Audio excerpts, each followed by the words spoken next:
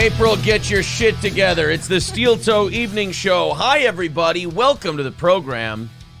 April's like, she's starting to feel herself a little bit now because the show's starting to grow and she's starting to get a little more attention. So she's pulling these big, bougie superstar moves on us now. Like where what? she's coming down, like, as the music plays. She's coming down, and then as I'm about to start the show, still, fuck it. I don't have to have my headphones on yet. I was here on time. I know who the star of this show is. How about you go fuck yourself? You don't take that That's evening show. So far from the truth. Don't take that starting soon thing off the screen. I don't have my fucking headphones on yet. And if you do take that starting soon thing off the screen, I'll put my headphones on when I'm good and goddamn ready. Yes, I did say that. It was actually a quote. Are you amazed that I remember so much of what you say, like, verbatim? I am. That's weird. That's a very autistic. Well, if I can do it with movies, I can do it in regular life. I literally said none of this. Isn't it weird that I can remember a movie from... I'm not confident at all, so the big superstar move is a little... no, it's a big dick swinging move. Yeah. Hey, how about this? I'll grab a second beer. I'll come down whenever the fuck I want. Prep a good show for us, monkey boy. Yes. And then I'll find out what you want to talk about when I show up. I'm teasing, of course. You're such an ass. I love April so much. I've been trying to get sex into her all day. At the jewelry store, I tried to get sex into her, but they frown on that. You break things. And then, and then I steal stuff. I actually use it as a... He's actually a kleptomaniac. I call it a smash and grab. Hey. Not okay. So no, it's going to be a great show today. I'm very excited. Humbled by guys like Fred and Cody and David and all these other guys. Basically, it's another Steel Toe goal-free week because of these guys. And I have to say, these goal-free weeks, this 2-week vacation from this goal that we've had, this has to be the most excited I've ever been about broadcasting ever in my life. I mean, this is the most fun. I had to go upstairs like 3 times while I was prepping tonight and tomorrow's show. And I told April, I just have to get some air. I'm having so much fun getting this show together for tonight and tomorrow. I'm so excited for all these things going on. I got to come up and take a break for a minute. Just get out of the computer world. Oh, that'd be probably good. It's bananas. But that's a healthy thing, right? Getting out of it, yes. That shows that you have a little more restraint than the average person. Yes, it does. You're just like, you know what? Let's back off for a second here. I could never do what you do. But it's just fucking amazing, man. It's really great. And do you feel, now I know you do because you're amazed by it every day. Do you just kind of feel, and I want to ask the audience this same question. I'm going to let my nuts hang a little bit, as Tekashi69 would say. I'm going to let my nuts hang. Okay. Do you kind of feel that this thing is gathering speed? Yeah. You kind of feel it's like a snowball effect. There's something weird going on with this Steel Toe thing. It's catching traction. It's very, very interesting, to say the least. I did cheat today and put up a second clip. I love how I said I did cheat today, and April goes, insecurity, what? You know what? No, I think because didn't we have a conversation earlier about with who would have been totally fine when we were upstairs at the movie? No. Yeah, you definitely said somebody. No. Yeah, you did. No. It was during that movie we watched. He doesn't remember. We were comparing the Jessicas, and I said I always found Elba. No, it was during the 007 movie. Maybe you were half asleep. I was don't sleeping know. during the 007 You definitely movies. said some things. What? You were talking about the brunette in that movie. Ava Green? Were you asleep? I don't think I was awake for this. That's fucked up. I was sleeping during the 007. I was talking to you. Yeah, I was sleeping during the 007 movie. I feel used and dirty now. Are you now trying to say that you were nervous about me cheating on you with an actress now? Not at all. No. Were you? God, I asked April today. I go, I'm trying to help you with your insecurity. No, I'm saying I wasn't worried about it. Oh. Because I was trying to tell April today, I'm trying to help you with your insecurity. I go, am I ever going to crack through and knock that down? She goes, probably not. No, I just said no. You just said no. I actually It was just a said definitive no. But no, I'm feeling very good about this. We have a lot of cool stuff coming up today. We got to talk about Hassan Piker getting banned from Twitch. We got to talk about a local story. Now April's parents' hobby farm will quit bitching about us always doing really good shows because he doesn't like that. No, he doesn't. He doesn't like that we're doing really good shows and we're entertaining a lot of people and the show keeps growing. So we're going to bore it down for him a little bit. We're going to do something local. We had a molester teacher here in central Minnesota. He'll like Right that. here? He'll like that. Yeah. I don't think we'll like that. He'll like it. No, he's got some cute kids. I don't think he'll like that. April's Parents Hobby Farm doesn't like really good stuff that we do. Okay. He only he'll like this because it's not any of that good stuff. That sounds horrible. Well, look, the guy's got weird taste. What can I say? But Okay. we've also at 9 o'clock Central Time in the third hour, as we do overtime today, we've got Jim Grindel from Chrissy Mayer's Wet Spot episode last night that we talked about on the morning show. The crazy guy. The homeless looking one? The guy who went nuts and blew up on Chrissy Mayer's Wet Spot. I've been DMing with him today. He wants to come on. He wants to tell his side of the story. So then I went to Ski Mask and Chrissy Mayer and said, he's going to be on. Would you like the Zoom link? And you guys can have this out. And they said, yep. So 9 o'clock, you said? Yeah. Okay. That should get interesting. Yeah, we're gonna have a fun one on our hands. I still can't decide if this Jim Grindel guy was doing a shtick the whole time or if that was kind of him that came through. He claims he's doing a shtick. Okay. Here's my take before we talk to the guy. My take before we talk to Jim is this. I don't think he knows the difference now between a work and a shoot. He just lives the gimmick. Yeah, I think he's living I think too many of these podcast guys, they live the gimmick. And also some guys, when they live the gimmick, they do this thing where when something doesn't go right, they blame the gimmick. Okay. You know what I mean? Yeah. Like they try to do It's an out for them. Yeah, they use the gimmick as an out. We'll get to all of it today. We got a lot of great stories from Florida, from all over the country. Like when we go to Grindle, I'm actually going to be bummed because I know we're going to be balls deep in some really awesome story. And then I know that when we're doing some of these stories, I'm like, God, I can't fucking wait for this Grindle thing to blow up because it's going to be a video fight between multiple people tonight. I know. And I'm very excited for that. Don't blow your wad too soon. And remember, it's all podcasting. We're doing shows. It's supposed to be fun. I don't want people getting too crazy and mad and upset and holding like real life grudges. We're on the internet talking some shit. That's it. I've also been told that our buddy Bob Levy, we're supposed to play a clip from him. It's on your Instagram message. All right, it's on my Instagram messages. Let's do what we do at the beginning of our shows. Let's go into the chat and talk to the audience. Be sure to like the video, by the way. Subscribe to our channel. Let's keep that subscriber growth going because we're pushing 6,800 now. We wanted to be at 7,000 by the end of the year, but now I'm thinking 7,000 by Christmas. Is looking more realistic. So be sure to subscribe to the channel. Hit the like button right now. Let's get that up into the hundreds before we even get things going today. Consider it a promise that I'm going to do a good show with April here tonight just for you guys. Let's go in. Fred says the Barn Party 10 left us with a West Virginia 1 this morning. I'm so sorry. They're talking about Oz. I actually heard that I went through menopause this morning. Yes. That's why it was Chrissy needed to know what happened to April when Oz was sitting there. I said, well, she went through menopause, and it's a real bitch for some women. Then I've got to die before that point in my life. It is, I'll tell you this. It is a big problem with a lot of the new audience members. They want April. I'll tell you this, though. They will settle for Johnny. They're happy with Johnny. Okay.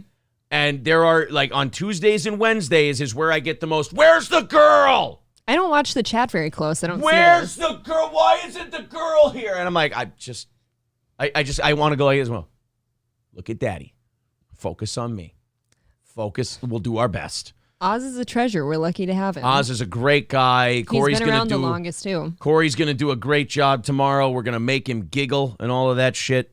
It's going to be a lot of fun. April's Parents Hobby Farm says, can't wait for the shitty YouTube commentary. I've been waiting all day. I know you don't like the stuff that's made us really, really good. Like the stuff we used to do on radio when we would bust balls and do tradio and all that. You didn't like that stuff. You don't like this stuff. It's all a continuation of the same theme. And April had a theory about April's Parents Hobby Farm today. She said, well, I think he knew those other people. So They're that makes local. It was local and more people do know they were them. more local. It's like, who gives a fuck? Then I explain to you who these people are when we do them. Learn. Open your mind and be willing to learn a little bit. That's the key to life, is to keep you going. Some people don't like change.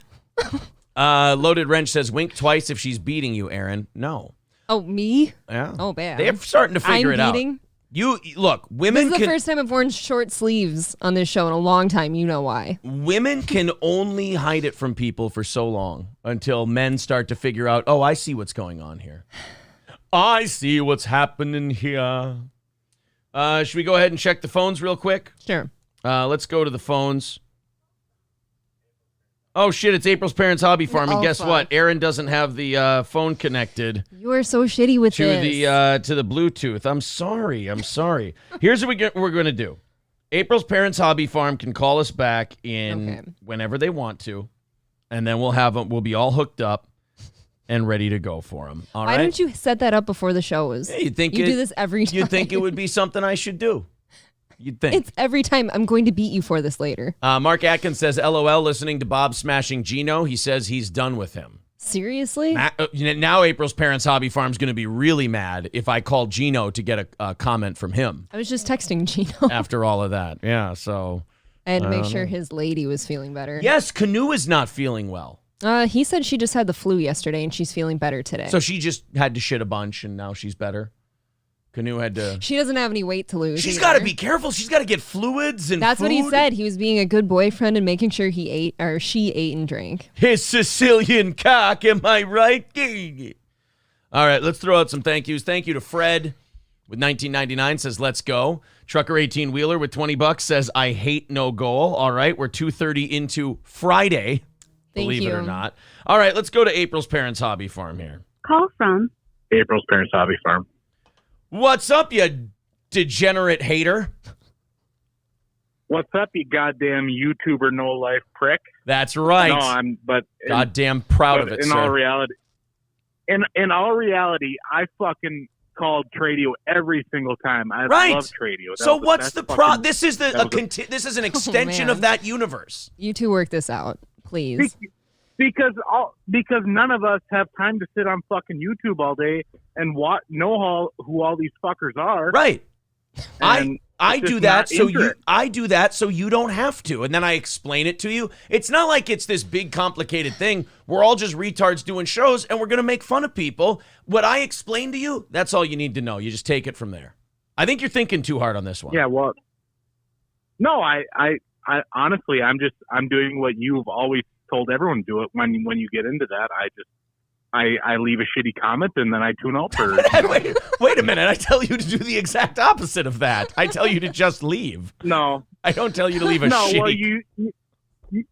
you always used to say, if you don't like it, leave for a while and come back. So I do. No, but I always leave a shitty comment. Right. We always say don't announce it and leave a shitty comment. Just tap out for a while and come back. He's special, Aaron. Come on. Yeah. Well, you know me. Do you think I'm really not going to leave a shitty comment? You know what's funny is that I always tell people about some of the people we pick on. They're just like you. If you want them to do something, tell them not to. So I feel like you should relate to a lot of these things. Exactly. And you always tell me to be racist, and I don't. So yes, yeah. I always listen. April's Parents' Hobby Farm. Be as racist as you possibly can. Oh, don't tell him that. I love it. No, then you're gonna ban me from chatting again, and now you know how fun that is. You can't say the N-word and expect me to keep you around. I'm trying to keep a fucking job here. Gotta say it off air. Yeah, you gotta say it to me privately in message form. Yes, same here. Well, at this morning at brunch, you had no problem with it. Right, because we weren't on the air. You two had brunch today? Yeah. Didn't invite me? We actually had Brazil nuts, fucking believe loser. it or not, but we didn't call them that. Did you have grape drink? Hey, speaking of that, I forgot to mention it to you. I got my VIP package a couple days ago. Oh, that's good. Friday. Yeah. My white clan hood didn't come. Is that on back order or? We're washing it. I jacked off into it first. I couldn't control myself. Oh, okay. Yeah. Well, yeah. Okay. I'm gonna get off right now because I'm gonna get in trouble. Yeah, I figured as much. All right, that's self-control. I always sweat. He's fucking towing the line. That's growth. Time. That's growth. See, I thought you two got somewhere there. You got to compliment people when they grow. You can't just beat them. When they show growth, you got to go, hey, that's really good. And he's showing growth. I think he's Before fine. he went, how many times have we banned him from this show for being incredibly racist? A few. A lot of times. Yeah. And when we bring him back, he gets a little better each time. And that was the best I've ever seen him do. Realizing he's about to spout off horrible racist comments and getting out before he does. Look, I think he loves you, and I think he'll come around. I think he already did come around right there. He didn't even know it, but he just came around. Yes, Brittany, I agree with you. Everybody's a buzz about the toe guy. Absolutely. He was sleep talking about Pierce Brosnan and being all gay. Yeah, I tell April, I go, No. Daniel Craig, not my Bond. It's too dark not- of a Bond. Whatever. I don't know. I think the other ones are really cheesy about everything. love and they're that. fine. They're good movies, but they're not my favorite. But that's why I don't like the Daniel Craig ones, is because every Bond movie leading up to that is fun and cheesy and explosives and all that stuff. They're really fun. And the Cold War, like the Cold War not being around anymore kind of took something out of Bond for me. Well, even Em in this one that we watched today said she misses the Cold War. Yeah, the movies were better when it was the Cold War. I know these ones are making more money because the ticket prices are more expensive, but like the Cold War ones, it was like us and the Ruskies, you know? I didn't even ask you, though, which is the best Bond. I just said who's hotter, which to me is clearly Daniel Craig. He's just But too short. You have to remember, I'm a person that, first of all, Connery's the hottest Bond. I mean, let's not be gay about it. Oh. Connery's the hottest. It's not even close. Brosnan could be second. You're pretty defensive of this, huh? Dude, Pull him up. Look, you're probably a lesbian if you don't think Connery That's was not the been hottest denied Bond. yet, so. Here. Oh. Him as James Bond. Let's find a good He was one. good. Look at that. That's a classic man right there. That is a very classic man. That's a fucking dude. It's a classic man. I think there's something about Craig's eyes that get me, though. Daniel Craig They're can very get blue fucked and compared to very look at that. sexy. Look at that. I just Daniel don't like a Craig. short guy. Short guys aren't for me. Daniel Craig's tiny. I know. He's a little tiny I, fella. I said that. James Bond has to be 6'2" at least. Yeah. He has to have dark hair, none of this blonde shit. Oh, God. He has to have dark hair. He's got to be very. Who got the hotter women? I think Daniel Craig got the hotter women. Oh, I don't know. Pierce Brosnan had Terry Hatcher. And then I don't even know my chick's names. Terry Hatcher and what's her name in her prime? Charlie Sheen's ex. Wild Things. Denise. Denise Richards in her prime, and Halle Berry. She's pretty hot. Halle Berry, Okay, Denise they're both Richards, very hot. Yeah. and Terry Hatcher. All right. So I gotta go with. You must have been sleep talking today, though. I am so.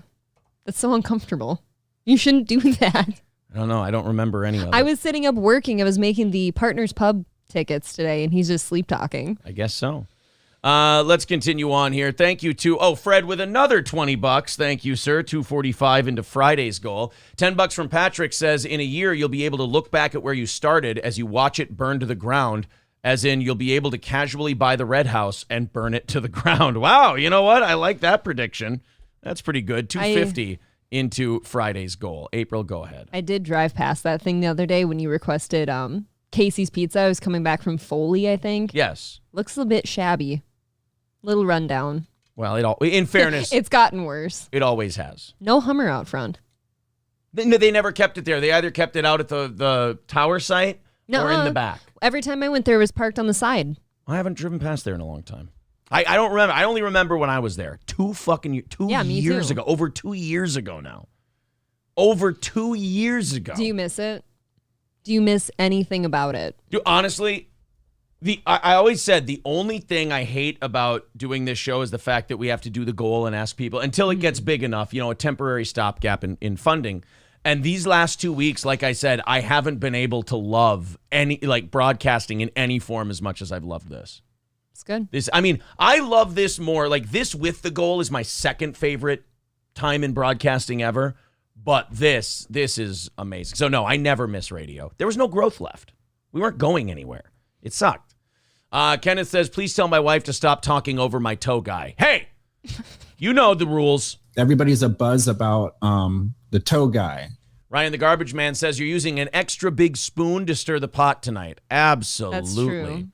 That's true. Gordy says, many thanks to the Fred, David, Cody. They finally can afford to feed me. Fred says, come on, guys, let's make them a shitload of money tonight. Well, that's very sweet of you, Fred. Thanks. Thank you very much. Prince Grasty says, first day Walmart work free. I've never been happier. Great. Well, that's good, right? You were a little dead inside. I want fires. Mark says, gotta have the eye candy. Time to sacrifice April for the harvest, says B. Joggin. That's okay That's with true. me. David says, at the super chat limit from this morning and Levy land. Well, David, you're more than generous to all of these shows. Very generous. Citizen M says, we're just talking shit. No, I hate Chrissy Mayer. She is my personal and professional enemy. Well, isn't it wonderful that you can hate her, we can like her, and we can all get along? Isn't that great? I guess Aaron provides you with a platform to hate her on. There you go. Rincewind with $50 super chat says, evening Pro Defamation League of Heroes. Today a dude sneezed blood in my mouth. I need a fun show to distract me from the bad thoughts. Oh my God. Those aren't bad thoughts. That's AIDS. Dude, actually. That's fucked up. That actually makes me want to gag a little. That puts us 280 into Friday's goal. So we've just about knocked out Friday's goal. Thank you guys so much. At this point. Is this live? Yes, Tim, this is live. Kenneth says David Chandler must have super chatted a 5,000 shekels today. Probably. I wouldn't deny it. Joe says, can I get a merch link? Looking to get some tumblers. Yes. If you guys could throw the merch link in there for Joe Smash, he can pick that up. Cordy says, rest in peace, Rincewind. Why? Who knows? He got blood coughed in his mouth. Oh, okay, that's true. That could be a lot of things now. Fucking Hutch, not Starsky, says, Aaron, how did your school pictures go? Not good. Kenneth says, holy shit, April has a tattoo. Sexy. See, I never wear short sleeves anymore. I think somebody said something once and I kind of quit doing it. Oh, really? Do you remember that? It was Nate. Yeah, we gotta work on your confidence. I broke out of it today. Good job. Proud of you. Gotta recognize growth. Yes. Dinosaur Fuel says, I don't care for the DSP type shit. It was funny that it got too much, but sending the toes after other shows is fun to watch. Yeah, that's always been one of my favorites, for sure. Rincewind says, thanks for the support. All my boyish hopes and dreams of catching the HIV right away just dashed. Hold out hope. Hold out hope. Yes. Yeah, they're saying Levy was going off on Gino. We'll have to check that out later. I hate it when everyone hates each other. Do we call Gino and ask him about it after we play it? I don't know. We'll see how bad it is. Rupert with $5 says, hope you guys have a wonderful show. Thank you, buddy. Thank you. I got to cruise through these pretty quick, guys, because this show is really, the comments are really starting to move faster. I think you're antsy. You're antsy for the end of the show now. Not the end of the show. You haven't seen the stories that I have prepped for today. I'm excited for this show start to finish. Rusty Grammer says, as a straight black male, Hobby Farm knows what's up. Is he a straight black male? No. He fucking off himself. Not in the least. Chris says Daniel Craig made Bond less rad and more gay. Well, then I'm gay. I don't know, man. Pierce Brosnan, Rupert says, is a pretty beautiful dude. I'm not a Pierce Brosnan guy at all. I got to say Connery and Pierce, 1 and 2. Daniel Craig looks too much like he's been in like Irish bar fights his whole life. Maybe that's what I like about him. Maybe, yeah. He's just like a good know. damaged guy. I do. Rusty Grammer says April is saying that he's blonde-haired, blue-eyed. Oh, I see what she's getting at there. Yes. Gordy with 199 says, good thing Corey led you to do a reaction show format. That was so awkward when he was on his show and we played the clip of him going, it's just a reaction show now. I'm like, were you not paying attention to this show the entire time you've been on it? I don't think most people were. Oh, my. I do think, I will say this, I think it is different for like some of the OGs that grew up with like the local shit and now they've been made to move to the big But people. the problem is it's the same show. Right. It's just different targets. I totally get that. I think people cared a little more locally when it was smaller. Yeah, see, people are saying Pierce Brosnan is the James Bond. Hashtag my Bond. It depends on how old you are. I never asked who your Bond was. I just asked who the more attractive man was. What does my Bond mean? It means all of it. Your Bond means nothing. My word is my Bond. How got the hotter women? Agent Aaron Imholt, although April was a slight downgrade of Bond Girl? Oh, that's mean. Jesus. Scarface with $4.99 says Connery is the ultimate Bond. Mason was trained by the best British intelligence. Fred with another $19.99 says the only Vikings fans I like, LOL, go Birds. Thanks, buddy. Go Birds doesn't narrow it down there. So many fucking birds. There's a lot of birds. Too many of them. I feel like he's got to be a Falcon fan. Oh, yeah, they're usually the birds. Fred says, up the goal, let's go. No, we're only $55 away from knocking out Friday. my buddy. Let's continue on here. I am so far behind this fucking chat. God, some of these comments. Fancy shirt Aaron coming at you live, ladies. Thank you, Alex. Appreciate that. April has 1 tattoo and no Rude's ghost. No, I don't. I don't have any. Oh, yeah, you have 2. Do you not know me at all? Hold on, you have the 2. I have 2. Yeah. You just said I have 1. Have you not Visible. seen I it? meant like visible. That's you have incredible. 1 visible tattoo. The other one people can't see. It's down by your fucking toesies. By my naughty bits. Oh, yeah. Just says boner garage. Yes. Actually. Neil says, I loved the DSP stuff. We need more lol cows. Dude, we got like 6 of them. More? Yeah. Oh my God, even I get exhausted. I cheated today and I posted a second one because the liver. See, here's the problem. People are, we'll get like 3 or 4 people going, what's all the lol cow shit?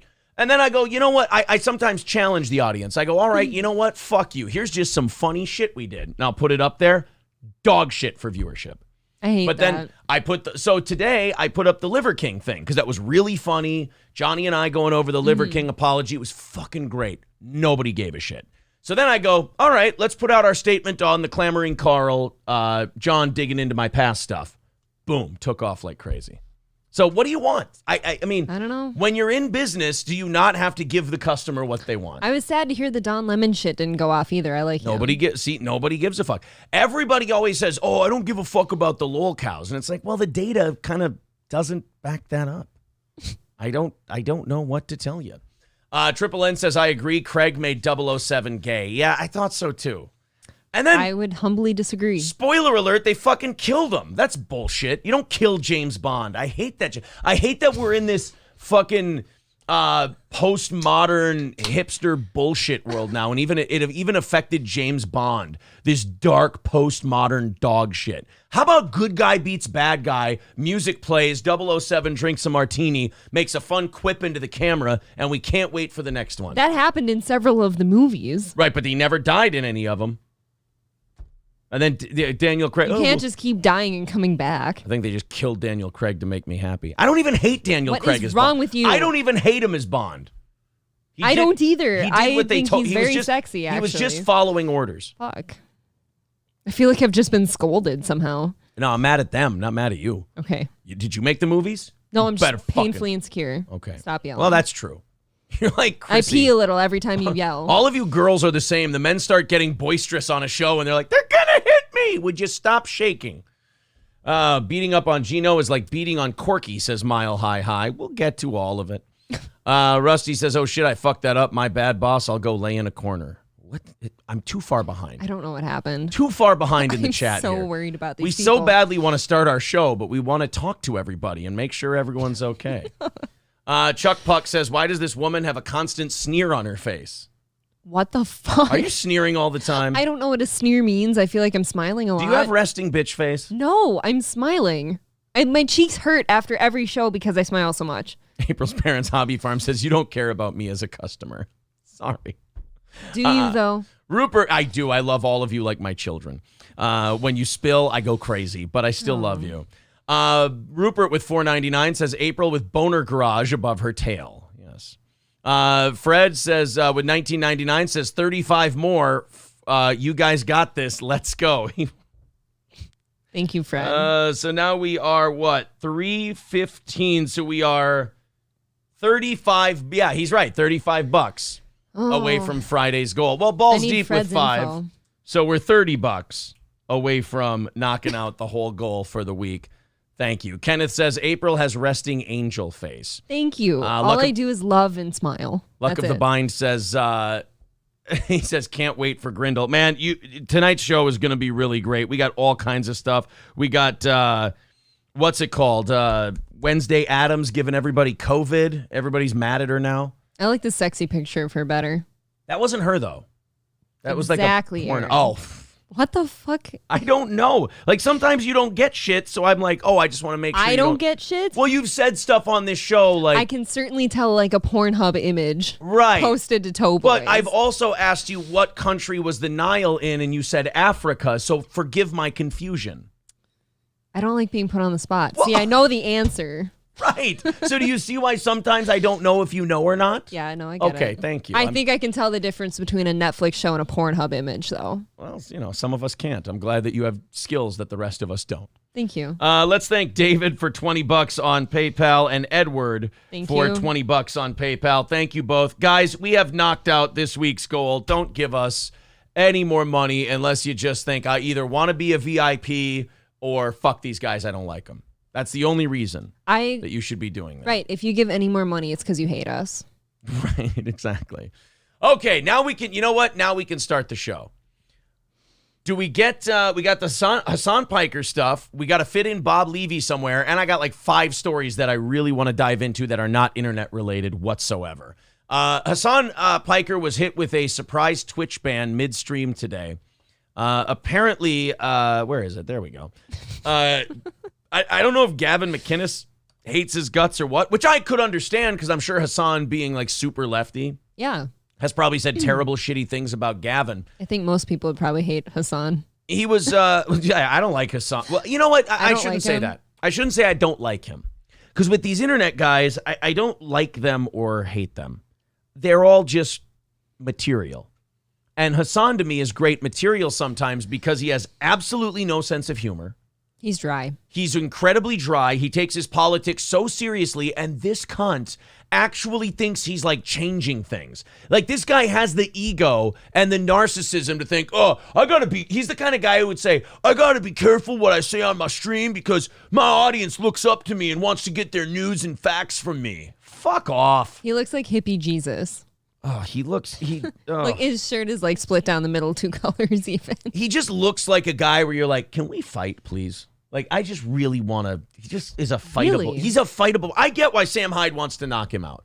I see him as such a pussy. I feel like he wouldn't fight anybody. That's what I mean. He's a pussy, and then he's on his show. He's like, and you know what, Republicans? And then he spouts off like college freshman political takes that are like the easiest, simplest takes. And then he'll go, yeah. He's the kind of guy who would call himself an influencer unironically. I'm sure he does. Yeah. Well, I'm an influencer in the realm of politics. It's like, yeah, really? That's gay. Don't call yourself an influencer. No, other people people can call you an influencer. When I describe myself to people, it's uncomfortable. Even when I say like streamer, I usually say broadcaster. Yeah. Because I don't like streamer. Hassan is a hugely popular creator on Twitch. He has over 2 million followers. Ooh. He was banned over copyright issues. Apparently, he was playing the Yay thing. And it shut off right in the middle. It's a 48-hour ban. You know, he's kind of like the Ethan Klein of Twitch, too, where it's kind of like Amaranth. They make so much money for that company that, like, they're never going to get rid of him. They can't afford it. Right. They're going to keep him around. So, like, we have no idea what we were banned from Twitch forever for, like, permanently suspended for. Yep. No clue. Still We'll won't tell us what. But it was nothing major. We just didn't do anything major. This guy, this is like the 4th or 5th time he's been suspended from the platform, and it's for 2 fucking days. Like Twitch is a joke. And it's a huge story. I feel really uncomfortable saying this, and I watched back something. I was clipping out stuff from today's show or Monday's show, and I realized I said like Twitch is bullshit or something, or you shouldn't be streaming on Twitch if you're Mark Maron or something. And I realized Johnny was sitting next to me, and he's on Twitch. So I feel bad saying this, but I'm the one guy who's done both on our show. I feel like he's tried YouTube as well. I get it, but I'm the only one who's like done them both as like a regular broadcast. And I can tell you, I am ashamed that we started on Twitch. I'm so stupid for doing that. It feels a little minor league-ish. I should have gone to YouTube right away. I just mostly don't like their business practices. Dude, their template, it's really bad. Their like broadcast format is terrible. Their on-demand format is terrible. Your ability to reach new people is awful. Their customer service is dick. It's non-existent. I'm really, really happy we're not doing that anymore. Triple N says Hassan Piker is unintentionally hilarious. Yeah, I mean, the guy is serious about his political takes, which is funny. The guy has no sense of humor about himself, which is even funnier. And the guy thinks he's making a difference, which is maybe the funniest part of all 3. Scarface with $4.99 says, disappointed that Aaron didn't get the Bond, The Rock, Connery reference. Fuck. Sorry, buddy. Are you slow tonight? No. You know what I think it is? I think you know what's on your docket and you just can't slow down. Well, and remember, what did I say about The Rock last week that surprised everybody? I've never seen it. Oh, that's true. So I wouldn't get a Rock reference. So that's my fault. I'm sorry. All right, let's go ahead and move on. So I just wanted to report to you guys, Hassan got a 48-hour ban because he was watching Kanye's interview with Gavin, and apparently Gavin slapped him with a copyright, and the channel got taken down for 48 hours. Curtis Versus says the Twitch days were pretty fun, though. Yeah, but April and I can attest to this. We were kind of dying on Twitch. Yeah. The numbers weren't going anywhere. I do hate saying that, but it's true. This show was dying on Twitch. It was stagnant at best. Yeah. 1-2 Skip to My Lou says, Heinz, how many times did we get done with a week on Twitch? And I'd look at the numbers, I'd tell you, I go, we're dying. Too many. Like I'd be like, it was uncomfortable. Our show is dying. I don't know. I don't know why. And then we get on YouTube and we're like, holy shit, this is the most people ever. And then when we're leaving Twitch and we both feel like the show's dying too, like having to move to a new platform was extra stressful because you're like, oh, can people make the extra jump now with us? Right. And they did. Yeah. Which is very cool. Somebody says discovery on Twitch is non-existent. That's the biggest problem. Orange Boy says Aaron was stressed, especially at the end. Yeah. It was difficult at the end there. I quit the show on Twitch, just came back because of Gino, says Mile High High. Oh, well, thanks, buddy. That's very cool. Interesting. Gino shouted us out to the boss yesterday, as he calls him. That's what Gino calls Anthony. Well, he is boss. his boss. Yes, and Anthony laughed and was very receptive to the mention, so that was, I really liked that. I really enjoyed it. Thank you, Gino. Competing with half-naked hot chicks selling themselves is tough. Yeah, I guess that's difficult too. I will say that about myself. I almost never put my tits out on here. Oh, well, almost never. Wait, almost? Sometimes I get a little lower. Not Twitch lower, though. No. You don't go Twitch lower. Twitch, like something respectful is like having like a full coverage bikini top on. Yeah, you know what the girls on Twitch would call you when you got your tits out? They'd call you a nun. A fucking prude. Yeah, exactly. Who do you think you are? Thank you very much to Joe. I missed this one. Joe was $75. Oh my God. Over on PayPal. Thank you very much, buddy. No message with it. Just the $75. Thanks, Joe. And thank you, Cerberus, with $10. Says, I hate you. Take my money. Thank you, bud. Thanks. Appreciate we hate you too. David says, Twitch is rough because you're tied to a computer or phone, like watching on a big screen TV. Yeah, that's true. It sucked. It was Twitch awful. was a weird growth phase for us, and then suddenly not growth. It was already established when we left radio. We needed something quick. We were already simulcasting on Twitch. Sometimes the hype trains were fun. Yeah, and also we couldn't, like when we were simulcasting on radio, we couldn't go on YouTube because our intros and our bumpers and everything were copywritten music, and YouTube would pop all that shit right away. Yep. So we had to do Twitch when we were on radio. Dicey. All right, let's do a little bit of local stuff here. This is actually from Benson, Minnesota. This is a central Minnesota spot. Oh, this should be good. We got a creepy teacher alert. A longtime Benson Public Schools elementary teacher is charged with sexual misconduct after a video recording from a classroom showed him allegedly having sexual contact with 3 children ages 7 and 8. Roger Joseph Ebnett, 59 years old, was arrested Friday and made his first. By the way, he's 59 years old. He's been a longtime teacher at this Benson school. I guarantee this wasn't the first time. No. You don't just kind of start doing that one day. Like, this is where I feel like our legal system is too advanced. Like, I think India has it right in instances like this. Like, if you did an Indian style, like let's combine the American legal system with India. Like a lot of times India, if there's a rapist in the village, they'll drag him out of jail and beat him to death with rods. Yep. I like that. Let's do this first. Let's have the trial first. Okay. Then let's get the conviction. We'll do that all the right way. You got to make sure that he is guilty. And then afterwards, you just remove the guards, let everybody take him out and perform street justice on him. I do kind of feel like if you're touching children, you're not worth it. Yeah, like that guy. Here. Like that guy will all be a part of it. Don't make me spend my tax money fucking keeping you alive in jail. Yeah. I don't want to feed you. Exactly. That guy, Benson too, like it's kind of the perfect area. If you all have places like this in the state you come from. Like, it's a small town. Nobody expects that kind of shit's going on. Like, Nope. It's still one of those towns where when a guy's creepy like that, they're like, oh, he's just a little off. Yeah. I grew up in a small town. That's exactly what they'd say. Like, oh, he's just different. Like, verbatim, That's what they're going to say. Is, oh, he's just a little different from us. That's He's just all. weird, He's a different guy. Just stay away from his house. He's unique. Yeah. Oh, he's unique? I had no idea. He is. Thank you. Ewell Gibbons with the $5 says Twitch has absolutely terrible playback and connectivity issues. And here's some spite money. Thanks, buddy. Thanks, bud. I Sneeze Profanity says, are you going to mention the $70 billion surplus Minnesota has? Yeah, so that came out today, too, right after the show was over. The state of Minnesota had announced today that we have a $17 billion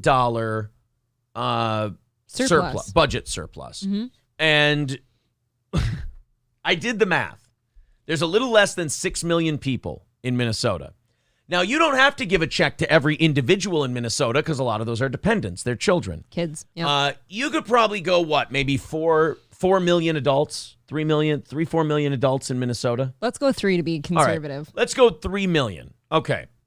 If you go 3 million by $17 billion, I mean, isn't that's $6,000 a person, isn't it? If I go 17 billion, that's million, there's billion. If I go 17 billion divided by 3 million, that's $5,666 per person, per individual Minnesotan. Not per household, per individual Minnesotan.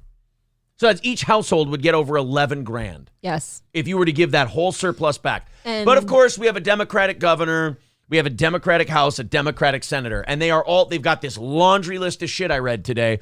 Oh, we got to give more money to child care. We have to give more money to schools. Every time we have a surplus, we give these fuckers more and more money. What are they doing with it? That's what I was going to say. I never see what they do with it. Right. Ever. I mean, you have all of this money that they get in the regular budget. Mm-hmm. And that's apparently what they need. They get everything they need in the regular budget. Then when we have a surplus, they get more. Then when we announce a $17 billion surplus, which, by the way, if you guys want to know how much that is, it's by far a record here. But also, a big surplus for Minnesota is $1 billion. This is 17 big surpluses. I think it's like 17.8 even. So they're saying roads and bridges, teachers, childcare, and then inflation relief for Minnesota families.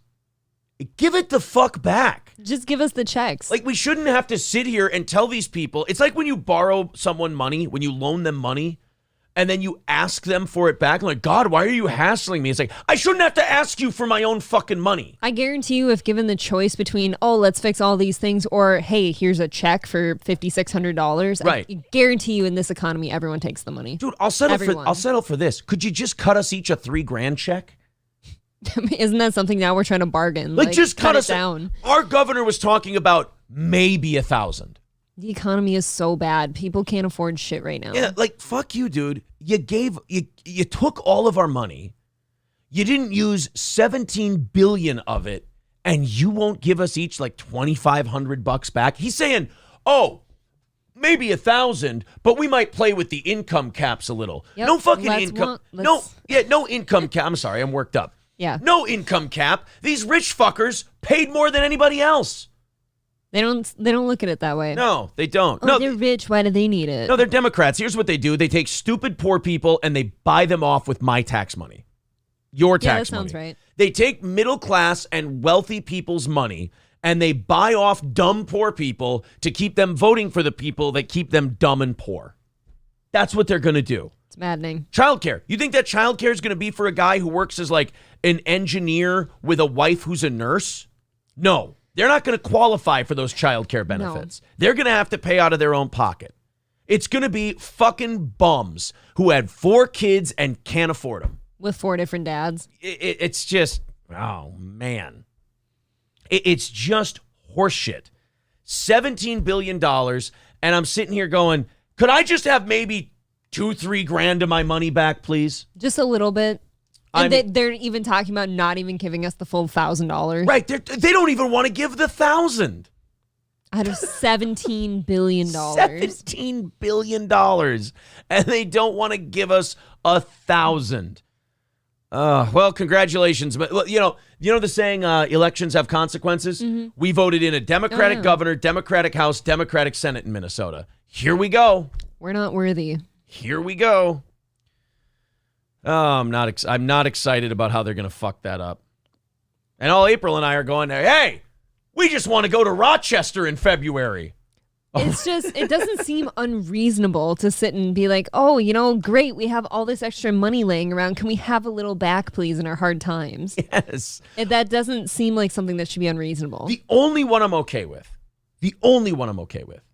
is the roads and bridges, because that benefits all of us. Mm-hmm. I'm okay. You want to catch up in roads and bridges, but here's the problem. They'll throw a shitload extra money at roads and bridges, and then in 2 years they'll come back and go, God, we're so far behind on the roads and bridges in this state. That does fucking grind my gears. They never get it done. Yeah. Ever. Informal Warfare says the frontline worker pay ended up being less than $500 per person. It's fucking bananas. It's a ripoff. Grimmy says 17 billion isn't a lot. Well, 750,000 is a lot.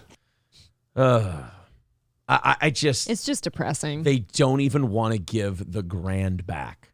They don't care. The grand. And somebody said it in the chat, like, watch them try to tax the surplus that they gave you. So they're going to give you money. They'll take a chunk out of it. They're going to take a chunk out of that. There's not going to be any Republicans to... look, Republicans suck too, but when it comes to stuff like this, they do fight to send checks out. Yes. There's not going to be one Republican who can fight for us on this because they don't have any majorities in Minnesota. Isn't that the truth? Listen to you pretentious fucks wanting a vacation in beautiful Rochester. That's Triple N. Honestly, the more you say that, the less I want to go. I mean that too. I freezing cold Rochester, New York. Yeah. Drew Zella says Republicans at least understand economics. I don't know if they fully understand it, but they understand it a hell of a lot more than Democrats do. That whole just paying off, and Informal Warfare raised a great point. They're going to give all that, some of that surplus money to childcare, and all that's going to do is keep the dumb and poor people voting Democrat. Meanwhile, the people who pay out of their pocket for childcare, the cost is going to go up. Yep, it's hard. Because here's what happens. People quit jobs just so they can stay home with their kids. Here's what happens when the government does this. They think if they subsidize childcare, it's going to make it cheaper. Let's say it's Aaron and April's childcare service, and we charge people $500 per kid. And all of a sudden, the government goes, hey, well, it costs people $500 per kid. These poor people can't afford it. Here's a voucher to get them in at $500 a kid. So you know what that daycare is going to do? They're going to raise it to $700 a kid. And then these poor people, it'll only cost them $2 because they get their $500 voucher. No, you're right. But then the working class people who don't get that credit, they're going to have to pay $700 and it goes up through the roof. And people vote for it. Every time. Yep. It keeps just enough people on their side. Just enough. People are like, oh, when it comes to like abortion and stuff, oh, you want to live in Gilead? I'm like, starting to think it might not be so bad for me. I couldn't care less one way or another about abortion. I really couldn't. Oh. I don't care. Maybe we should give some of the $17 billion to that. What do you mean? Give it to Planned Parenthood. Give it to abortion I see where clinics. you're going with this. I've just, dude, I was so like, I'm becoming an adult now. And as an adult, you when you were a kid, you saw a surplus and you're like, yay, Minnesota's good. Extra money, woo. And then you're an adult and you see a surplus and you go, God damn it. How am I getting dicked this time? How am I not going to get my money back that I overpaid this time? Oh. Brittany says, breaking my heart, April. Hope you guys will consider coming. I need Aaron to make fun of me to my face. That's right. She was kind of banking on us coming. She wanted to meet us. Did you say we're not going to Rochester? No, I just said every time you mention sunny Rochester, New York, it makes me want to go a little less. Why don't you lie to me and tell me it's Miami or something? Right. I was, I have to name drop here. I was texting Carl today. God. I was complimenting I was listening to Who Are These Podcasts. I had to tell him the show was funny. And, I forgot I should have wrote to him. I should have said, hey, you gonna fucking, move this DabbleCon thing? Wouldn't he want to go somewhere warm? Rochester temp in February. Do you even want to know? I don't, but go ahead. Actually, that's not as bad as I thought it would be. But it's going to be, it's always windy in the winter. It's going to it's going to feel 34. colder than that. What's Minneapolis? 34 in February. Okay, so it's actually going to be warmer. We're going to a warmer climate. By like half a dozen degrees. 6 degrees. It's going to get a little bit warmer. Oh, I feel like everyone's just going to be pissed drunk at this thing too. Is that a complaint? No, I'm just saying maybe that'll like distract from the cold. Yeah. What are you going to do? What are we going to do in Rochester in February? Play bocce ball? I've been to New York twice. And, like, it'll be cool to meet some people, but it's definitely not, like, a bucket list for me anymore. Yeah. New York, I would have taken anywhere out west, and I mean anywhere out west or south. You want him to move it to Colorado? I don't want him to move it to Colorado. I would fucking love Colorado. Careful. Colorado's turning into a shithole, too. It's not all the worst. It's turning into a bit of a shithole. I've been there twice, too, and it was beautiful. Well, yeah, last time you were in New York, it was okay, too. No, last time I was there, I got spit on by a homeless person. Well, that was back in 06. Right in my face. Look, even in the Bloomberg glory days, you still had a wayward homeless person spitting on you, but they weren't hitting you upside the head with a log and now that was sending you to the hospital. That was like 2012, that last time. Oh, and then the time before that was 2006. There were 3 people shot outside my hotel that night when I was in there. So Brittany says, if ROTC can come to New York Saturday, then you can come in February. That has nothing to do with us. Black Ornament says that thing is going to suck ass. I feel bad for April. I don't think you have to feel bad. I mean, I don't think it's going to suck ass. The event itself will be a shitload of fun. I think meeting people will be cool. I think the location sucks ass. Kenneth says, I'm from Denver. Fuck that place, especially now. It just gets worse. I did not like Denver. My two favorite locations in Colorado were Colorado Springs and Idaho Springs. Okay. I was just going to say, they were both gorgeous. Don't say Pueblo, because I've heard bad things about that, too. Don't know Pueblo. Is it Pueblo, Colorado? No. I might be thinking of Mexico. Pueblo. That does sound like no, it isn't. Okay, it is a town in Colorado. Yeah, okay. I've heard bad things about that place, too. No, I think the small towns in Colorado are just awesome. I think small towns anywhere are the best, obviously. You're a walking John Denver song, aren't you? I've heard Aspen is wonderful, especially if you're Mary Swanson. That John Denver's full of shit. All right, guys, let's move on to some other stories. I think this one's Florida. Yes, Melbourne, Florida.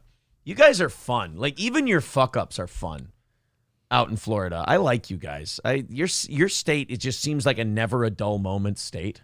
Do you know like the weird thing that happens to me with Florida though, when I think about how fun they are and how they've got DeSantis and it sounds like a dreamland? Yeah. But then on the back end of that, you got fucking reptiles everywhere just taking over, and I forget that. I will say I have been to the places where you got the screen doors. You wake up in the morning and there's little geckos all over the screen doors on the outside. Okay. And like someone has to take a broom and just like whap the geckos off the screen I've never door. seen that. I've only been to the Gulf of Mexico, like Destin, Florida. Wow. You've only been to the places where Brian Laundrie was. Right. I was almost a victim. Exactly. Let's go ahead and watch this story from Florida. It needs no introduction. It's fucking great. Oh my God. Oh, maybe it does. Maybe this isn't a news story. Cell phone video from a witness shows smoke coming out of the Phantom Fireworks building in West Melbourne along US 192. Oh my God, you can see them, the whole store. Investigators say the whole thing started after an SUV hit a pickup truck, lost control, and ended up crashing into the building. Oh no, so one tiny fire probably sparked the whole thing. So a vehicle crashed into a fireworks stand and the whole fucking thing blew up. Can you imagine being next to that? Oh, as long as you don't get hurt, that's got to be one of the wildest things to see. Oh man, yeah, you can't forget it. I wish they had like one of those crazy black news witnesses that could have told you what was going on. Like, and I saw it there, I was going, oh boy, them fireworks are going crazy. Said, oh Jesus, there's a fire. Oh Lord Jesus, it's a fire. The driver of the SUV was pronounced dead at the scene. Yeah, probably. I mean, look. Okay, what killed them, though? Was it the impact in the other vehicle or the explosions? I'm going to say combination explosion, smoke inhalation. The smoke, I bet, got Oh, them. and that sulfury smoke, too. And you just died with your fucking eardrums being blown out. Yeah, you're choking to death on fart smoke, basically. Sulfur. Fuck. That fireworks sulfur smell. Oh. Okay. I've never gotten like fart smell out of that. Oh, yeah, before. that's fart smell, man. Some of those fireworks, You're funny. they have some of the fart smell in them. That sulfury fart smell. That's what he choked on when he died. He choked on old farts, and he passed away. Oh. Oh, Mad respect, man. that would be That is a bad death. That's a really bad. I was trying to think maybe they explode and then you die right away, but I don't think so. No, I think most fireworks like that, I don't think are enough to like kill you directly on impact. I feel like you're gonna have to take a few before you die. You know what it is?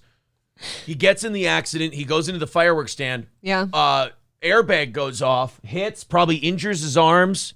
2 days to get the seatbelt off, so he's just got to sit in there and just small little explosions. Pop. No kidding. Yeah, if the airbag goes off, you're fucking kind of stuck there for a little bit. The no. fucking mortar goes right through your face. Oh, no. Blows your head off. You look like Mason You're like Verger. a fucking Looney Tunes thing with your fucking shit blown back. You have a little cigar blown to the stub. Hey, you're just going, hell of a crash. Little Groucho Marx. And then he dies and he's just like, the X-eyed like fucking cartoon. Dun dun dun dun dun dun dun dun dun dun dun dun dun dun dun dun dun dun dun. And then he's just dust and bones in the seat. Little pig comes by and goes, that's all, folks. And that was just Aaron. Yeah. Smoke coming out. I say, there was a man there, and I say that boy, he blew up in them fireworks there. Are we about to get your crazy black witness? Oh, no, this is a nice black witness. Pronounced dead at the scene. Smoke coming out. I heard loud explosions. It was boom. It was Never mind. booming. It was booming. There were explosions. There were explosions. A lot of explosions. I heard loud explosions. It was boom, boom, boom. And it was smoke everywhere. Smoke like fog. As a person's rotting to death inside the fireworks stand. Crazy smoke. It was like fog. Yeah, that's like burning carcasses, man. Yeah, that was crematory smoke, basically, is what you were. Oh, my God. Oh, you know what would have been the worst way to die? Here's the What? gayest way to die in a rocket fireworks up your crash. asshole? Yeah, that's pretty gay, too. But, like, the gas tank ruptures, you're spilling gas under your car, and a fucking sparkler tips over and sets your gas tank up and blows you up. That's the gayest way to die in It a somehow fireworks. spelled the N-word before it fucking got you. It's a racist sparkler down there. Kind of came out of nowhere. Mine only rate the N-word. Wow. You could have done a better racist one. You could have said it lit off a table full of chasers. Those fireworks, You got that one. Actually, they're just all called black cats. Yes. It's not what we call them. But so stupid. But yeah. I like I'm trying to be careful. my favorite firework death is the mortar just right into the face and it That's your favorite one? very colorful death. I want to take a rocket right to the snake. Just blows I up want to your die cunt. doing what I You love. die cunt first. At least I came. Yeah. Brevard County Fire Chief Patrick Voltaire said the fire was so dangerous, at first crews couldn't get too close to the building. He said flames Yeah, Police Chief Voltaire said brevity is the soul of wit. Different Voltaire, I'm sorry. Different guy. Yeah. and fireworks were shooting from the store for more than an hour. Oh, that's fun. Hey, we got to go in there and get that guy's body. Yeah, not for another hour. I think they still got some more mortars and black cats to go off. At least it's pretty. All right, we're going in. Oh, shit, the Roman candle section's off. We got Fucking fireworks are going off and you get that lady from Christmas Vacation singing the fucking national anthem. Couldn't get too close to the building. We had to stay back for the first little bit and try to knock that fire down. But yeah, the fireworks, they were pretty dangerous. And that's the end of that Who one. is this guy? That's the fire chief. He doesn't look important. He's crucial to the investigation. Did he save the people? No. Fred says, I'm handing you guys a nice envelope in Rochester. You won't have to spend a dime there. Can't wait for it. Don't do that, Fred. Are you kidding me? You've been more than generous. Stop it. Sir. I'm so fucking bashful at this point. You've been more than generous, sir. You keep your money. We'll buy you drinks in Rochester. How's that? I get to buy my girlfriend our first drink together. How about instead of you spoiling us more, we get to give you some of your money back? How about we do it that way, buddy? Yeah, ladies' man says, calm down, April. What? Henrik Silverstein says, ambulances put the fire out. Oh, no. George says, April's Fire country trucks. as fuck. Tiny bit. I don't was- belong here. I don't I don't belong with a camera in my face. Mark says, "Oh Lord, we need a bambulance." Fuck. David said, "Here comes the boom, ready or not." Oh no. See, I think we need soundtracks to like all of our tragedies. Hamburger Steak says it's like waiting for the popcorn to stop popping in the microwave. Right? Exactly. You're just like, all right, we got to go in to get the body now. Yeah. Pew! Shit. All right, how about now? All right. We'll wait. You're doing this move like 50 times.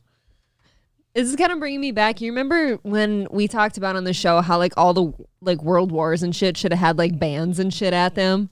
Or like a DJ and shit like that. I feel like this shit needs DJs. It's just a fucking death at the... Could have had a whole like hour-long street dance out in front of it.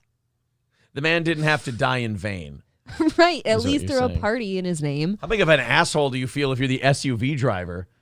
You hit the truck, or was it the other way around? Whichever one it was, you sent the other vehicle into the fireworks stand and killed that fucking guy. That is fucked. And now you have to watch him roast for an hour. Ooh. Well, you don't have to. You should probably just go home, sleep it off. Do you get to go home after that?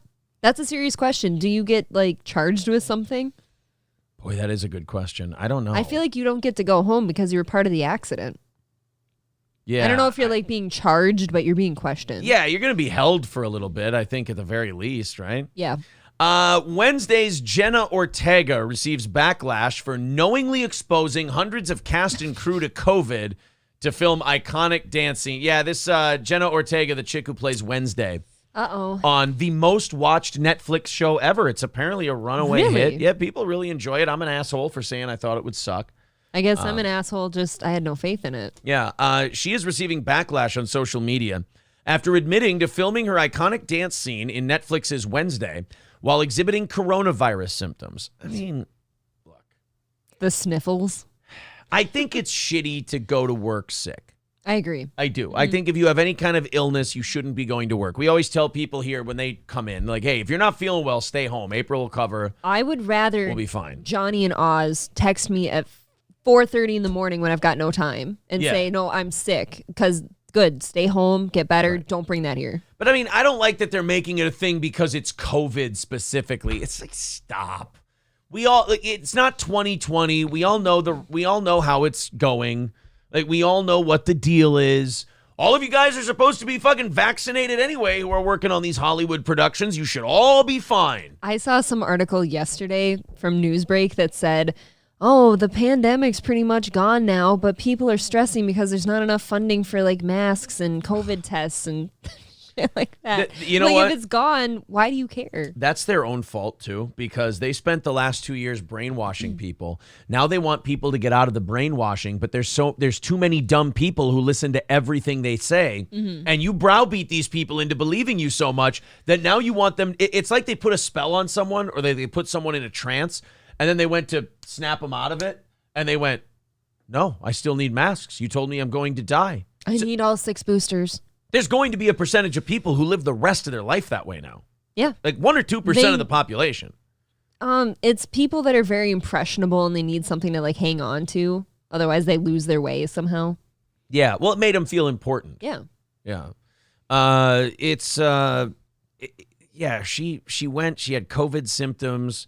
And so now, did she ever have it, or was it just she had the sniffles?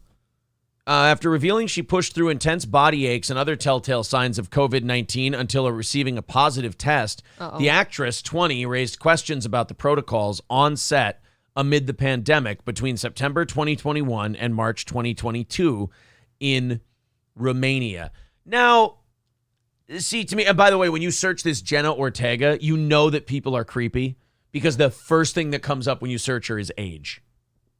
That's not good. No, it's not good. Even I'm sitting here kind of wondering, because she's supposed to be a school-age girl, right? Like a teenager? She's 20, so she was 19 when they started filming this. Technically legal, but the problem is you all had to look first. And that's, people have said this in the past. If you have to look, they're too young.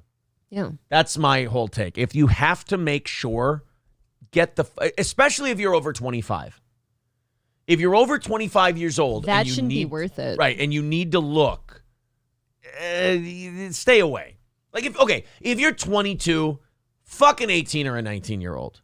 You know, you're all in college. You can. I mean, Right. it's a few years apart. But you're all in college. You go to the same As school. long as you're still in college. Yeah. Yes. Like, who gives a shit? But yeah, if you're 27, 28, and you're like, oh, I wonder, I got to look up if you have to check ID before you stick your dick in something, call it off. I do feel like if you're 28 and you're fucking an 18-year-old, that's weird. It is weird. No offense, Gino. What? I'm teasing. I tease. They're both old. She's older than I am, right? I mean, rub it in. She just turned 30. Bye, bitch. She's a very young-looking 30.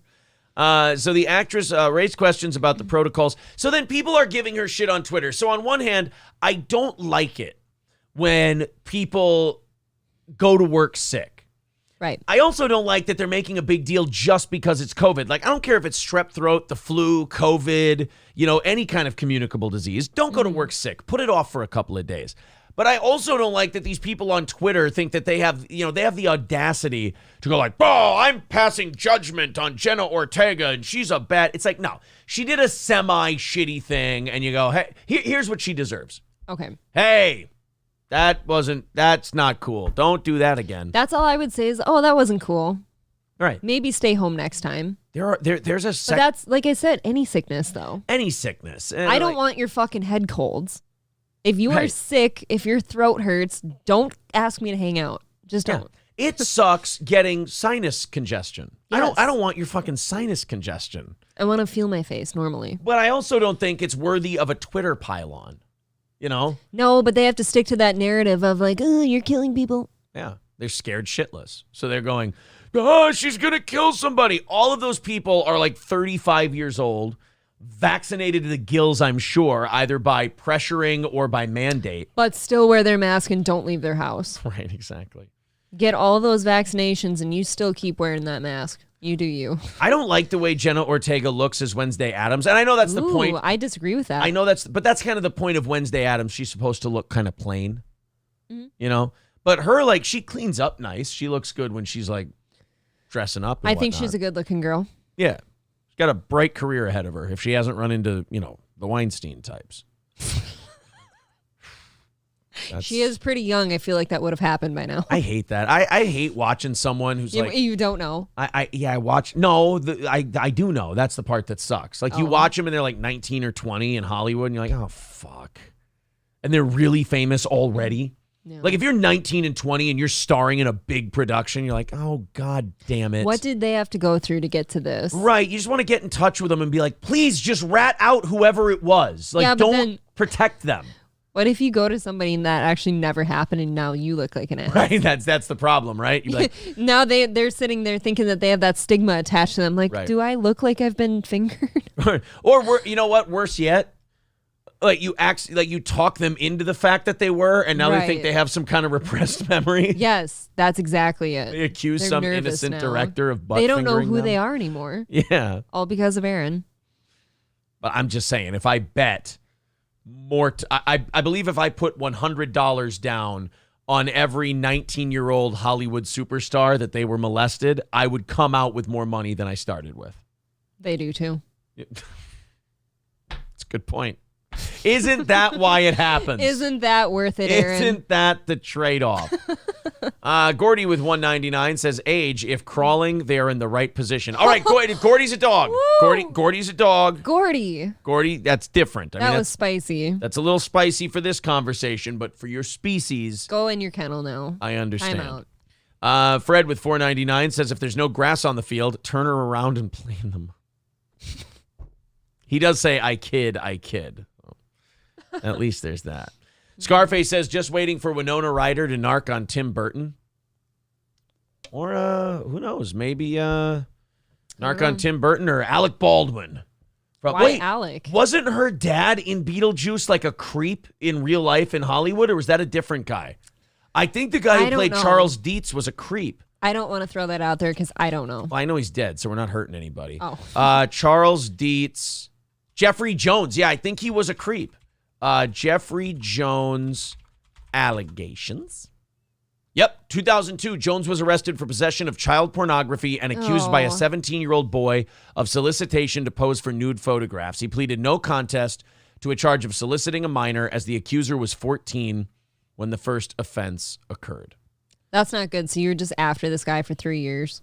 Yeah. That's gross. He's You didn't take no the first time? It's a bit of a pedo, that fella. So, yeah, I mean, anything? You want to say anything, Winona? Nothing. Although Winona Ryder, I think, by Beetlejuice was like in her 20s. I know she was playing a teenager, but I think she was in her 20s. Yeah, I also feel like at some point you kind of want to forget about it. Like if you were part of like a thing with that person, you kind of don't want to talk about it anymore. Yeah, unless you're irrelevant and you need something to bring you back. Or you're, what's her name? Who's the one who's just been ratting everybody out? I love her. She's just like brutally honest, shaved her head, went crazy, and then like, here's everybody who fucked me when I was in Hollywood. Rose McGowan. Wasn't she the one who went out and just was like, this guy's a fucking pig, this guy's a piece of shit, that guy's a piece of shit? Yeah, I think it was her. Okay. I like her. She just went scorched earth on everybody. I don't know if she was still acting or not, but she probably isn't now. That's for sure. Yeah, Chuck, you can't say that about anybody in our chat, buddy. You got to go if you say stuff like that. Sorry, pal. I don't know if you were liking the show or you were enjoying yourself or what, but I can't let you say that about any of our fans. Not okay. Look. I would have loved to have you around, be a big fan for a long time. I still hope you enjoy the show, but you can't say shit like that. Sorry, buddy. Let's talk about this next guy out of Florida. Then I think we can go to Bob Levy. All right. Because I know Balls Deep really wanted us to get to the Bob Levy clip. He was excited. A man has been arrested in Town and Country, Florida. Back to Florida again today. I like that. A man has been arrested for allegedly shooting cats with a pellet gun. Officials say. No, here, look, I'm probably going to defend this guy for two reasons. One, yeah, you are. I despise cats. For what reason, though? Hate them. They're Why? Fucking old, fat, and mean. I don't like them. Cats he only piss me off. Kittens. Yeah, kittens are fine. Kittens are lovely. He loves a good kitten. I love pussy. I love little. Well, that's not okay. That's well, you're tiny. You're a little thing here. Let me see. Yeah, I can manhandle you pretty good. I love little. I regret the short dress I've worn tonight. Tight box. Oh yeah, a little short dress. Nobody gets to sit on here and say the thing you just said. I love little pussy. That doesn't sound good. That was supposed to mean like I don't like, because it was Omaha, Omaha, down set. See, I was trying to do a pun, and the pun got away from me. And it made me sound like Jeffrey Jones. Rephrase. Yes, next time. Allow me to rephrase. I love tight snatch. That works. There we go. That doesn't make it sound like young and childlike. Exactly. Yeah, take a breather. I told you I was just excited about tonight's show. Let's go to Town and Country, Florida. Would you like to go to Town and Country, yes, Florida? Please. So I'm going to defend this guy for two reasons. One, hate cats. Number two, I bet you he lives in a real shithole neighborhood in Florida, and there's just feral, like stray cats running around everywhere, and you have to just start capping them. It's like a trailer park or something, so you can just hear them fucking mating calling outside and shit. Yeah, you hear that all the time. We have a stray cat around here. Do we really? I've seen him twice now. Yep. And you can't use a 22 because you're in a populated area. Yep. You never know. But if you use a BB gun or a pellet gun. I like that idea, or a slingshot. Okay, sadist. Osvaldo Aloma Garrido, 65. Did I just do the news guy thing? And I can't even roll my R's. You're embarrassing tonight. Osvaldo Aloma Garrido, 65, has been arrested and is facing a count of aggravated cruelty to animals with a weapon. According to a news release from Hillsborough County Sheriff's Office. I will not tolerate any act of animal cruelty in our county, said Sheriff Chad Cronister. The suspect had no regard for the animals he injured and admitted to firing shots on various occasions. I just imagine this guy sitting in a shitty lawn chair with a beer. With a tear in it. And a pellet rifle. Oh, my God. And he's got PBRs on deck. He's got the case next to him. Yeah. We will not condone violence against any animal, and we will continue to make sure that individuals who commit these crimes are held accountable. What about these shitbag feral cats, though? Right. They cause problems, too. See, that's what I want to know. Do we have a video story of this? Except I bet your rodent population is down. That could be good. Look, and if it is in a trailer park or anything like that, you're probably going to have a rodent or two. I will say, though, I grew up on a farm, and when cats, like stray cats, come in with your other cats and they fight, that shit's really bad to listen to. Well, here, let's let them tell us the story. Cats found shot to death. Good evening, everyone. I'm Josh Benson. And I'm Jennifer Lee. Thank you for joining us. So he did hit a few. Shoot to kill? Yeah. The mysterious attacks continued for more than a year, but tonight the Hillsborough County Sheriff's Office says they have now made an arrest. Justin Shepherd is live for us tonight at the Orient Road Jail in Hillsborough County. Justin, bring us up to speed here. Where'd your neck go? That's Alex Stein in 10 years. Oh, he's going to hear that. That's primetime 199. That's more than 199. Yeah, that's primetime 299. Yeah, maybe. that we gotta sounds go good. up a little more. Mm-hmm. That it does kind of look like him, doesn't it? It does. Where did his neck go? Where is it? It's just shoulder to head. Beto O'Rourke just had it with him and finally just sliced him, and he had to get plastic surgery done. Makes sense. Josh and Jen, good evening to you both. Sheriff Chad Chronister says he won't tolerate any activity. Sheriff Chad Chronister is here. He's saying that this guy shot a bunch of cats. He says he's a big cat killer. He said that. I was talking to Sheriff just now, and he said this guy's killing cats. Cat killer. This guy, all he does is kill cats all day long. That's all he's gonna do. You kill cats, don't you? Are you cat killer? I can't believe this. This guy's a cat killer, you guys. Oh my God, that looks so uncomfortable. Oh, he's Justin Shecker. I'm sorry. I thought it. You know what? I apologize. I thought it was somebody else. You should apologize. I apologize. It's an insult. I'm sorry to Alex Stein. That's my fault. You know, if he goes to DabbleCon, sounds like he is. He is a very sensitive guy. Like, again, we've said nice things about him over and over. We've criticized a couple of his bits, and you can tell in that Bubba thing, that stuck with him. He did not appreciate that. Yeah, very but much. I don't think it was that bad. No, it wasn't. That's the thing. Like, we weren't that bad to the guy. I'll buy him a drink. He'll be fine. Hey, this guy, the steel toe guy bought me a drink. I like the steel toe. Imagine he comes up to me with a camera and he goes, hey, this is the steel toe guy. He said bad things about me. You say bad things about me now? It's like, a bad idea, partner. It's a bad idea. Dude, I bet he would actually. And if you're drinking, that's an awful idea. It's an awful idea because then I'll go, where do you want me to start? Your latent homosexuality or your shitty played out bits? Your call button. Guaranteed the camera goes off. I'm just kidding, and Alex. And then suddenly you're Gino with a fist to the chin. From that guy? Yeah. From that guy? I don't know. I was just kidding. I don't know. You know how bad it would be for my brand if I got beat up by a guy named Stein? Would not be good. With that chin? All of my theories about different groups of people shot in the ass. He actually gives you a jawline now because it's swollen. Just dented in and then puffy. Animal cruelty here in Hillsborough County. Neighbors helped deputies put a high school janitor accused of shooting these cats behind bars. I love that. He's even these cats. He's even a high school janitor too. Yeah. Well, you can clean it up later. Yeah. For months, it's been a keep mystery. their heads on a necklace around my Town neck. and Country Mobile Home Park and animal advocates like Christy. It was a mobile home park, and we do have an Oreo. We have an Oreo dunker right here. Oh my God! The first one is a Hydrox cookie eating pig mama. She has lovely eyes. She was great in What's Eating Gilbert Grape. Oh God. Bush from Chalky's Cat Crusade. We have a guy that's been shooting the cats with hunting pellets. She says, wait, time out. April, I'm a part-time hunter. You're a full-time hunter. Yes. You ever heard of hunting pellets? Not like this. No? No. Like maybe shot. Like shooting them with bird hunting. shot. No, it was hunting pellets. Yeah, exactly. Did not survive. Not hunting pellets. Unfortunately, 3 of the cats have passed away. 8 on Your Side first reported on the cat shootings in June. The Tampa Bay Humane Society offered a $2,500 reward for information leading to an arrest. I believe that someone in that trailer park knows something, and sometimes you don't want to get, you don't want to rat out your neighbors. You don't want to, be a snitch. All that stuff. He wasn't molesting children. He was helping with the cat population. Bob Barker would be proud. There's too many. You're going to put them down eventually anyways when you trap them. One janitor was trying to clean up the streets. That aside, because these cats do not deserve this kind of treatment. The break in this case.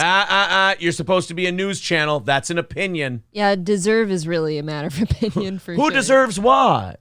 Who deserves anything? Thank God we don't get what we deserve. I got to work on my Milton Friedman impression. You never know when that's going to come back around again. Yeah. I'm on your side. You're not.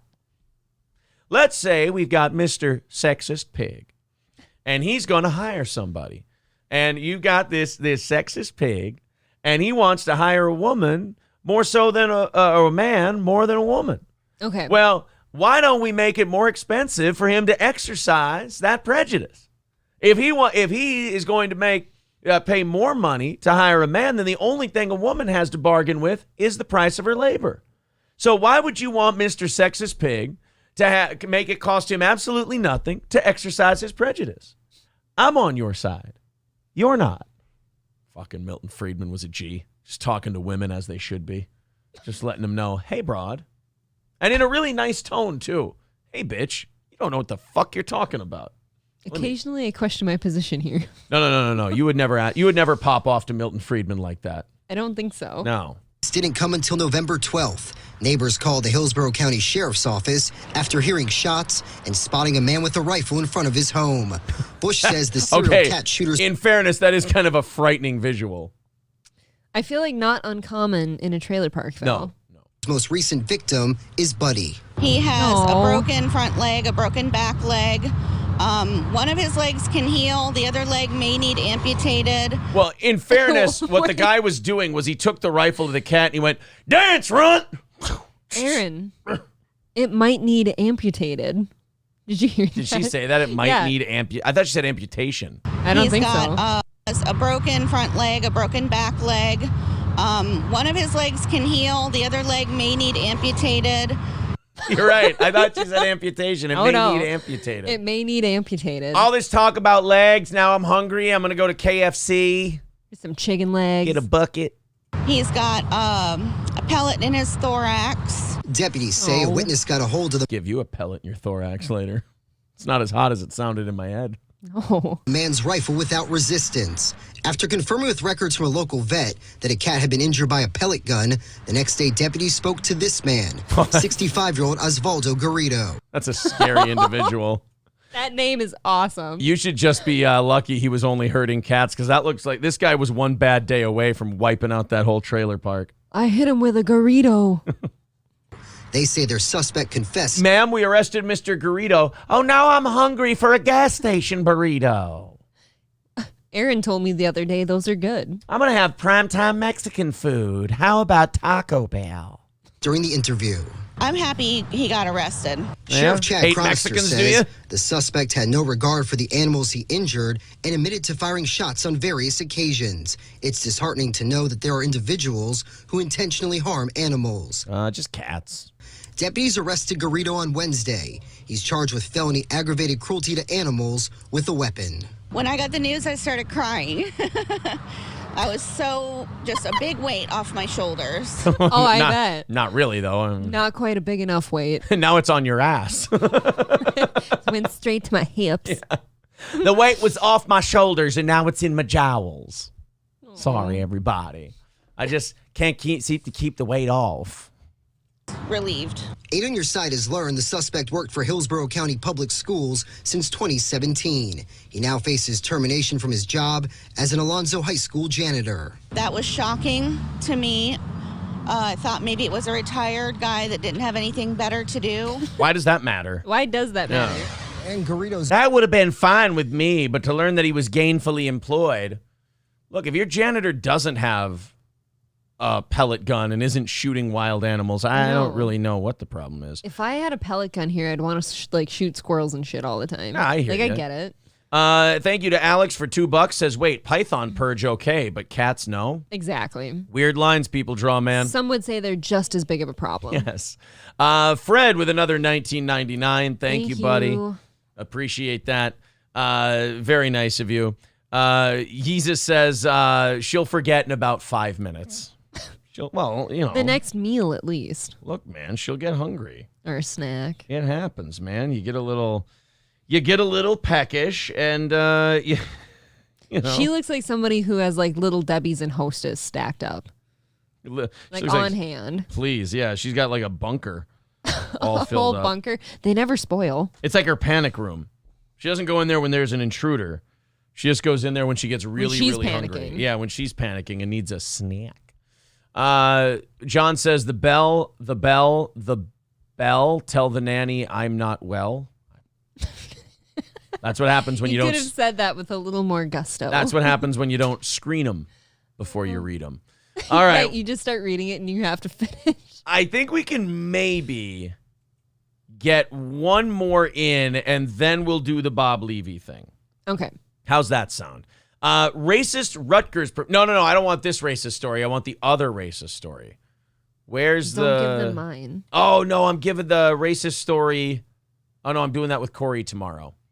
Yeah, there's a funny moment to be had as a co-host sometimes when the host is like, no, I want to do this with this guy. Yeah, well, no, I think I gave you a racist story, so I Okay. didn't want to give you two racist stories. No, I think that's great because then I get to listen while I work. Yeah, you I know? gave Corey a racist story. We got to spread it around. Yeah. Racist Rutgers professor has faced no action for saying, quote, white people are committed to being villains, and we have to take these motherfuckers out. Wow. Whew. You want to hear this? Yeah. Fucking beast. Fucking beast. It is. I mean, it is funny, though, like the shit you're allowed to say about white people. It all gets like, a pass. If you flip it around, like it's awful. It's true. Like it's awful either way. It's pure racism. If you replace white people with black people in any of these statements, it's a horrifically terrible, wrong-headed thing to say. But our society has grown so guilty, and I do believe that allowing black people to say this about white people, but not vice versa, is kind of a weird form of white supremacy. Because it's these white liberals going, we're so far ahead of you, and we're so superior to you. You go ahead and say we should all be killed. But if anyone says it about you guys, we'll hold them down and force fuck them. We promise. We'll get them fired from their job. We'll get them canceled from everything. But you poor downtrodden people, you can say that about us all you want because we're just so much, more superior. I do think it's a weird form of racism. I don't know. I just kind of was sitting here like, oh, white people have been so naughty throughout history that, we should be shit on. What does Kevin Brennan say? We're bad boys. He's a bad boy. We're very bad boys, Kevin. Maybe even a nasty, mean, naughty boy. Let's go ahead and watch this fat lady talk about Whitey. I think that white people are committed to being villains in the aggregate, right? The real sort of issue here, and I've heard people sort of say it, is one, I think that white people viscerally fear. It's not that white people don't know, right, what they have done. They know. They fear. What did I do? The fuck did I do? I don't understand what I did. You've been a Nazi your whole life. Yeah, but not to anybody. I mean, geez. Hello. You write a couple of papers, and all of a sudden you're Hitler. Teachers had some red flags in school. I don't know. What have you done? Well, I don't know what we've done. I love that you're not supposed to judge any group of people based on what like a couple individuals do, except white people. Then you should let's all blanket statement us. Right. If it's terrorism, don't talk about, Islamic extremism. Don't talk about this group of people within a religion that are really kind of saying and doing some scary shit. That's not nice. That's not fair. But like white people, they know what they did. It's like, no, I don't. I don't know what I did. And I'm sure if you list off the things that I did, I wasn't around for, and you couldn't make that stick in a court of law. But then also if you sat there and told them that, they'd be like, well, that's just your white privilege showing because you can't even see it. Yeah, it's funny how the game's set up. It's rigged to where they can never lose it, the people talking this way. Well, how about the fact that like a lot of black citizens, especially in this country too, like a lot of the bad stuff they went through as a group that didn't happen right now. Like I understand there's still, some things to figure out and stuff that are not cool, but if you want to talk about like the housing laws that made it so like your great grandmother couldn't or your great grandfather couldn't buy a house in a certain neighborhood and then they couldn't build wealth through that home equity and everything else. Yeah, that's fucked up. That's terrible. Yeah. But again, the people you're accusing of doing that, the only common thread we have is the color of our skin. Like that, the only thing it has to do with me is the genetic makeup that turned my skin white. Most people today wouldn't even think of doing shitty stuff like that. I mean, if you want to talk about the banks and stuff who wouldn't lend to black people, I don't really know how white they identify themselves as. That's all I'm saying. Is it only white when it's convenient? I don't know. That there is no other way to be human but the way in which they are human, which is to, so, like you talk to white people and whenever you really want to have a reckoning about it, they say stuff like, it's just human nature. If y'all had all of this power, you would have done the same thing. You sold us the slaves. So, yeah, I'm sorry. It is human nature. Black people sold black people to white Europeans and to each other. So, yes, throughout history, people have been selling their own people to other people to make money. It's not just white people. It's not just black people. You name it, it's been done. That gets so forgotten, though. I know. People do not think about that. And I love how she says, oh, white people get real defensive when you want to have a reckoning. Yeah, maybe because you're calling it a reckoning. We're going to get a little defensive when you it's like you saying, oh, they get real defensive in court when we already presume them guilty before the trial starts. It's like, yeah, it's going to piss somebody off. Mm-hmm.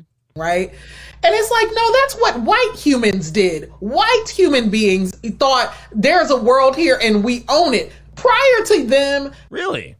I don't know. I feel like we were just the first ones to build boats. I mean, I really think that's what the difference is there. Right, maybe just a few advances. Yeah. Do you want to talk about the Mongol Empire or do we not? We don't want to talk about the Mongol Empire. Okay, we don't have to talk about the Mongol Empire. Yep. Do you want to talk about the Muslim caliphates of the 7th, 8th, 9th, and 10th centuries? Do we want? No, we don't. Okay, just wondering. People like this really talk like they just absolutely have blinders on. Yeah. They cannot see any of the facts outside of their little vision tunnel. Do you want to talk about slavery in Saudi Arabia that was outlawed like last Tuesday? Do we want to? No, we don't want to. Okay, not really. I get it. It's not convenient for your argument. I understand. Well, anyway, this woman said, stuff like this bores me after a while. Yeah, she'd be so pissed at you, though, for throwing that shit in her face. She says, whiteness is going to have an end date. We got to take these motherfuckers out.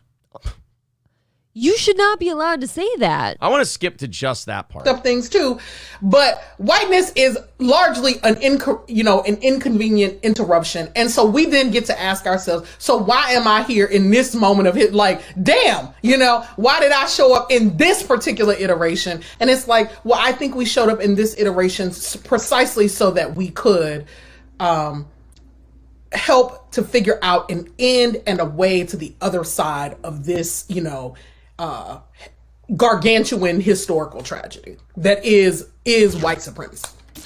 White supremacy. Where's the take? I want to hear the take these motherfuckers. Is, black folks were out here for centuries and centuries and millennia doing all kinds of wonderful things and probably some fucked up things too. Okay. Well, yeah. So we just gloss over that part. Real quick. Yeah. Under the rug. Yeah. That was it. That's like when you're in a fight with someone and you just want to mention the shit they did, and you go, "Oh, I probably did some shit too, but you piece of shit." Like that's kind of that thing where you're trying to cover for yourself, so you can get back to going after the person you want to flatten. Immature, really. Yeah. It's loading her chin. Oh, unfortunately. And who's this little dude down there? He doesn't talk. Yeah, he doesn't get to say very much. But yeah, it's funny that like if you just claim aggrieved status, you can then just say, "Oh, we should take these motherfuckers out and this and that." And you're like, "Oh, that's interesting." That's suddenly okay. Because you know what? I don't want to say that about any particular group of people. I know that. No, I don't either. I don't have any group where I'm like, "Oh, can we take these motherfuckers out?" That shouldn't be allowed. Not allowed to be said, but that shouldn't be okay to be said. Yeah. Curly Fry says, do they read the chat or just do the show? We do both. We do a show, and then we come out and we check the chat a little bit. But you can't, Curly Fry, you can't do a show where you're just reading the chat. It's remarkably boring. It's unprofessional. It's no good for the audience. Those kind of shows suck. Curly Fry, trust me, you don't want that. You're going to love Steel Toe. Because you know what the nice thing about Steel Toe is? You can put the phone down. You can go do other stuff while you listen to the show. You don't have to be all in the chat all the time if you don't want to. We'll always come back for you. But yeah, I don't like that.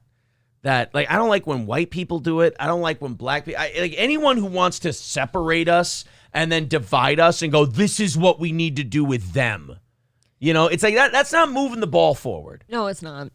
You got white people who are like, yeah, this crime, what we need to do is go to these black neighborhoods. Like, now we got to fight over the white-black thing instead of just going, let's go where the crime is, let's stop it. And if it happens to be that more of one group gets arrested than another, well, then it's not racist because all you were doing was going where the crime was and arresting the people who committed it. There's a whole lot of speech out there that completely, like, I don't know, it grows, like, there's just the separation of groups and shit. Yeah. It breeds that. It does. Like, the minute, I always say this, like, the minute you're white or you're black and you start to, like, you get mad and you start to blame one group, now you're not going to solve the problem you were talking about because now everybody's going to get tangled up in the white-black thing you just said. How about you just blame an individual?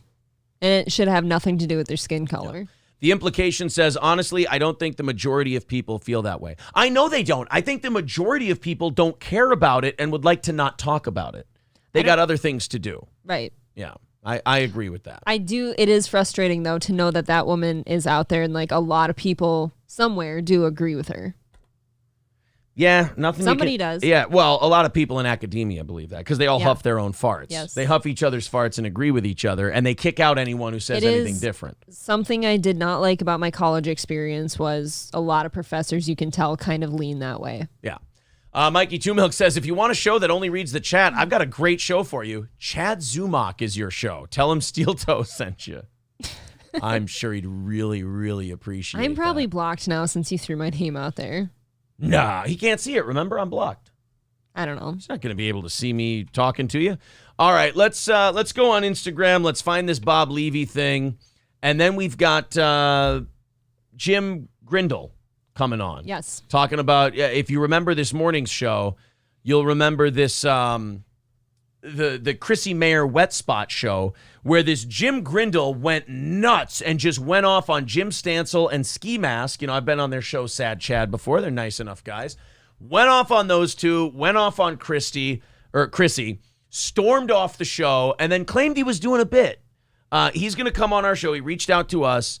He wants to come on the show tonight, explain what happened, and then it sounds like we're going to have Ski Mask and or Jim Stansel on the show to then talk to Jim Grindel. So I'm just taking the big old spoon, sticking it in the pot of shit, and just stirring it up real nice. It's like you're churning butter. Yeah. Chrissy actually wanted me to send her the link as well. She might chime in on this whole thing. But first, Balls Deep sent us this clip of Bob Levy apparently going off on friend of the show, Gino Bisconte. Of course, Bob, great friend of the show as well. So our buddies are fighting with each other. I do hate that. Now, to set this up, Kevin Brennan and Gino Bisconte despise each other. And they've been taking shots at each other for a couple of months now. And Bob has been kind of like guy in the middle. You know, Bob has been, hey, I like everybody. I don't have a problem with anybody. You know, he runs a comedy club with Kevin. He does shows with Kevin. So Bob's not trying to rock the boat. He's been on Gino's show multiple times and said, hey, everything's cool, just whatever. Well, I think the getting in the middle thing is starting to really wear on Bob. And I guess tonight it broke. Now that he's went on his show and said this, I can say Bob did text me yesterday and said, I fucking had it with Gino. And I'm like, oh boy. He's like, I'm going to let it out this week. I'm like, oh boy, this isn't good. I can understand how when you want to be friends with all these people you're surrounded by and they're all just bitching about the other one, that's got to be exhausting. I hear you. And look, if Gino does catch this and Gino wants to call in, absolutely Gino, call into the show. And let us know what you think of all this, because sometimes he's hanging out during the evening show. So if you want to call in, just call my number and we'll put you through. But this is a 1-minute clip, and apparently there's more where this came from. So maybe you and I are watching Levyland tonight after the show. I don't know. But here's Bob Levy on both friends of the show, Gino Bisconte.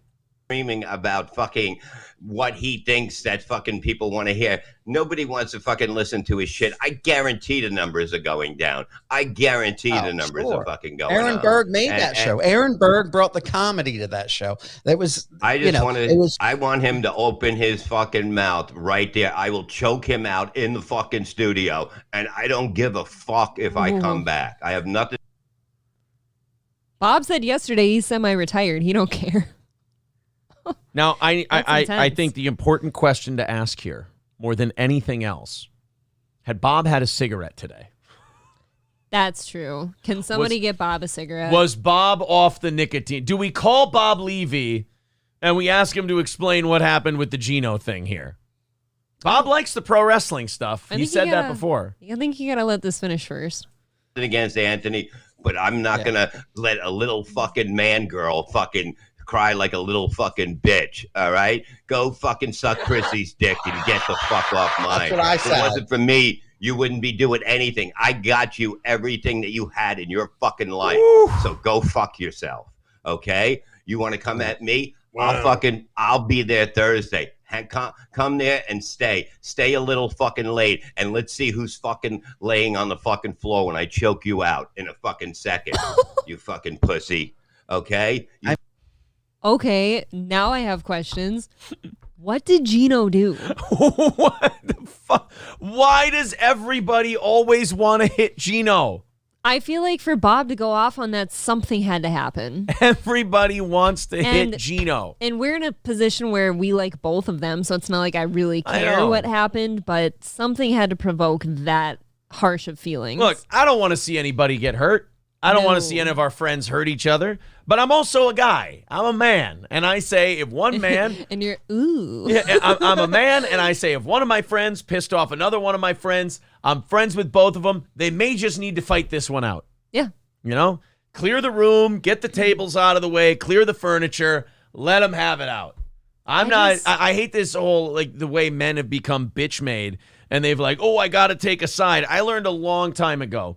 You don't take sides. You go, I'm friends with you, I'm friends with him, and I am taking some side bets on how this fight comes out. No kidding. I do wonder, though, like, what pushed Bob over the edge? Something big had to have happened, in my opinion, for him to get like that. You look, I don't want to say too much. Here, you know what? What would you guys rather have me do? Would you rather have me theorize, or would you rather have me... Hold on a minute.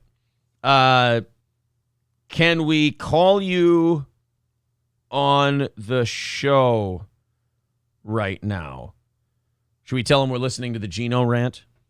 Sure. Listening to the Gino rant you did Wondering what tonight on the show. All right. He's probably had a few cigarettes and drinks after that. Fire that off to Bob. Now, do we ask Bob if we want to make that a group call with Gino?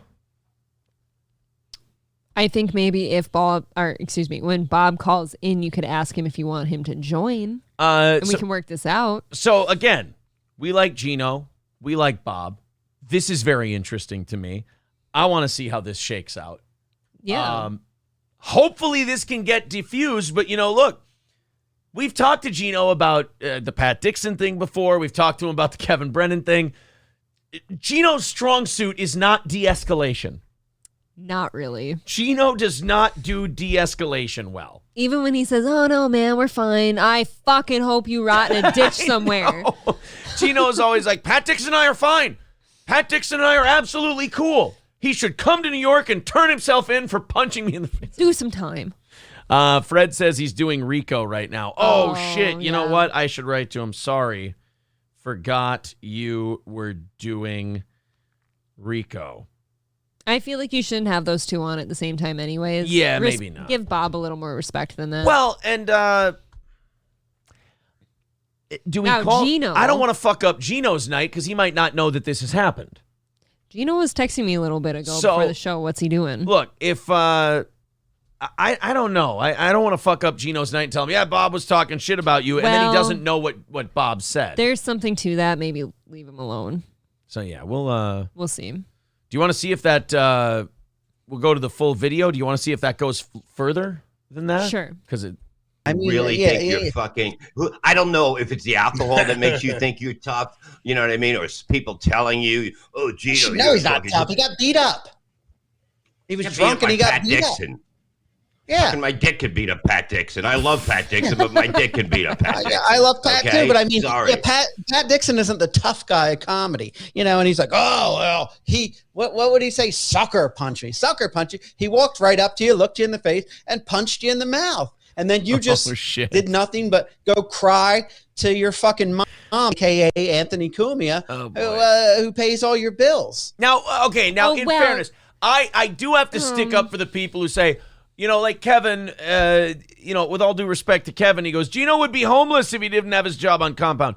most people would be homeless if they didn't have their job. That's accurate. You know, most people would be homeless if they didn't have their job. But Cumia is his boss. Yes, he pays the bills. Cumia is his boss, but you can't also say that, oh, Gino cried to Cumia and then Cumia had to fire Pat because Gino cried to him. No, Cumia had to fire Pat because Pat committed an assault on one of Anthony's other employees. Like, if you go to any workplace in the world and a guy punches the other guy in the face, it doesn't matter what the other guy did. Or what the other guy said. If I punched poor defenseless Johnny, I bet I'm gone. You know what I mean? And that would terrible be example. I can't really fire you. You can't fire me, or you won't fire me. I won't fire you. Wow. And what did Johnny do? That just opened the door. Like, now what can I get? First of all, what did Johnny do to make my wife so upset that she would hit a cripple? That's a good point. Okay, tell me more. And number two, I don't think you could hit hard enough to like break bones for that guy. I don't think so. No offense. I'm not going to argue with you. I really do feel like I could at least hurt somebody. Could I go like this and take your best punch standing? Yeah, but it's going to hurt. But I don't know if it would. That's so fucked. I would never have the guts to like actually hit you, but I think that if I were to actually hit you out of like self-defense or something, I bet it would hurt. I don't think it would. I've never hit somebody like that before. I've boxed. I have boxed people, and that's it. If you get me here. Well, then you just bleed. Maybe. Yeah, bleed all over the place. I mean, it's as simple as that. $1,500 a month is bills. Jesus fucking Christ! You own a fucking rat infested fucking house in fucking with apartment in fucking the Bronx. I mean, that must go for a fucking lot. You fuck. It doesn't go for a lot. Well, 750,000 is a lot. And, he says, I have nothing to Rob Saul has nothing to contribute to Levy land. You have nothing to contribute to In Hot Water. Fucking Aaron Berg did all the comedy and he's gone. And you think getting drunk. I will say this. I do find myself enjoying In Hot Water when I listen. And that's a couple times a week. Too. Yeah. I feel like I enjoy all of these shows when I listen. I like all these shows. All these shows just get a laugh out of me. I love them all. Calling every day of the week, whiskey, whatever day it is content. It's not, buddy. It's not. In fairness, you guys just gave him a show tomorrow. That is true. I mean, now he can just talk about this. You do get a show out of this, so that's actually very nice of Bob. All right, so there's the latest with our friends. You know, our new group of internet friends, there's definitely a lot of turmoil in our new group of internet friends. I definitely like consuming this level of it on the show here and being able to walk away, and then I can just, if I want to listen to the shows separately, that's fine, but there's no drama. Right. For me, anyways. If you guys want to know who all of our new internet friends are, it's all the people fighting with each other. They all hate each other. They're all funny. Don't get me wrong. They're all very entertaining to listen to shit on each other, but I text back and forth with people who hate the other person I'm texting a lot. I only text Gino. That's it. Oh, man. Anything like a message with Chrissy's all in a group chat, so that doesn't count. $4.99 from Mr. Nobody. He says Johnny would just show off his better hairline to get back you April for punching him. Oh, they're saying Johnny has a better hairline than you do. Oh, I thought he was going to be talking about you. Nope. God damn it. That was a shot at you. You are right. I have a terrible hairline. Luck of the Bind says all podcast worlds are colliding. I know. I was telling April, we're like the big daddy of these tiny podcasts, and we're like the little brother of all the who are these podcasts and shit. We occupy a very weird space in the podcast world. We're like the tween podcast. Yeah, we're like we're the mediators, the middlemen. Brian says 2023 War of the Podcast. You know what it is? All these other podcasts are the fighters, and we're Howard Cosell. Oh, okay. Like, we're in there going, and now coming up next, Reverend Bob Levy is going after Gino Bisconte. Says that Gino is a drunk. Can't stand him. Says he wants to choke him out. Well, what will the Italian In Hot Water host have to say about Bob Levy and his threats towards his program?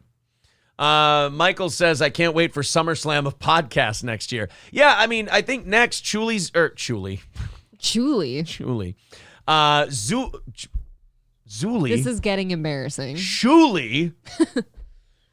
I think Shuli next year has to have a creator clash instead of a DabbleCon. I think that'd be cool. It's a bunch of boxing matches. And after that, we've got Chad Zumock, the credit card caper himself, facing off against Frank Pellegrino, husband of Chrissy Mayer. He flicks credit cards at you to inflict pain. And there we go. Round one is on, and Zumock is flinging credit cards. He's flinging them to the right of Pellegrino, flinging them to the left. Pellegrino with a great defense. He's bobbing and he's weaving, but he can't seem to get within the reach of Chad Zumock's deadly credit card toss. He seems to have an endless supply of credit cards in his arsenal. And here's our referee, Cardiff Electric. It's a potato refereeing the fight. Ooh, did you announce the Cardiff news yet? Oh, I announced it on Twitter, but you're right. I did not announce it here on the show. He confirmed with me tonight. On Thursday morning at 10 a.m. Central? Yes. Thursday morning at 10 a.m. Central, we will be talking to the world's most famous potato. It's the greatest fucking gimmick of all time. I swear to God, he's just a deadpan potato. I love his delivery. I cannot wait. That's going to be Cardiff Electric, 10 o'clock a.m. on Thursday morning. Should we see? Is this one of our people calling in here? I don't know. Call from Cal Marie with the feathers in the hat. To accept, press 1. Do we take the call from Kel Marie? 2. Yeah. Is this the Kel Marie from the Right On show? It certainly is. I'm going to rehab. Oh, my God. Well, I don't want to. Good evening, Kel. How are you? Hi. Good evening, Erin. So you're not so bad after all, huh? Well, I'm a pretty big piece of shit. But, but we are. We know it. We are all very big fans of the Right On show. Hell yeah. Oh my goodness. Well, thank you so much. Like, we actually love your show too. I have to admit, it took me a hot moment after I got scrutinized, and I understand you're a comedian. And when we put up the pilot, I was like, oh my God, someone said something so bad. And then I watched your show and I realized, oh, politically, we see eye to eye. Uh-oh. Oh boy. And yeah. And so Big Kev is with me, and do you want to say hi, Big Kev? Here's Big Kev. Hey, how you doing, buddy? How you doing? Hi, Big Kev. How are you? Oh, I'm going to speak for him. He's great. Okay, good. Yeah, we're on a little troop here to go to the gas station to get some beer, to be honest. And no, we loved your show, and you said some things. I'll tell you what. There was one thing that you said that sincerely made me chuckle out loud. Oh, okay. And you said you gave us a little kudos on will you help us with the website thing, and said it out loud, and then you go, and all that other happy horseshit. Oh. Me and him both were we were like, okay, he's our people. Well, I'm glad you took it in stride. Look, what we basically are is a show that we look for stuff, we goof on it, we make fun of it. And the one thing we always say on the show, it's never personal. We're always just looking to make each other laugh and have a good time and pick on things and pick on people. So it's fun. I'm glad that I'm glad that you didn't take any of it personally. And believe me, when you guys had such a good sense of humor about it, we did feel really bad. You are good sports for sure. You are very good sports. Oh, no, we love it. We grew up he taught me how precious the Three Stooges are growing up. So I've always had a sense of humor. And I know that I'm listen, I am very Christian. I stand by that. But I also know who idiots are in life. And I kind of give you guys kudos because truly, I know, I understand your humor and it's fun. And you had made me laugh and I enjoyed your show. So it's all good. Well, Kel, thank you very much. Now, I want you to give people the YouTube channel where they can go subscribe right now. Oh, now that I have my new handle. Okay, so it's youtube.com/@rightonkel.com. All right. When we're gonna copy and paste the channel into the chat here as well. There's the YouTube channel, guys. Go and subscribe to Right On Kel on YouTube. And when can we expect the next episode? So our hearts said we will have the next 2 before Christmas. Reality, I know us, we say 2, but I bet you that the first one definitely before Christmas, hopefully the other one, but if nothing more, the week after Christmas. Because right now we're doing Empty Bottle and my other song, Invasion of Butterflies. And then we have to get back into the studio and kind of like do it all over again. So, right. But that's our hope. And I think, I actually have Be Prepared. It's another song. Yes. We might put that out, but it was produced by somebody else.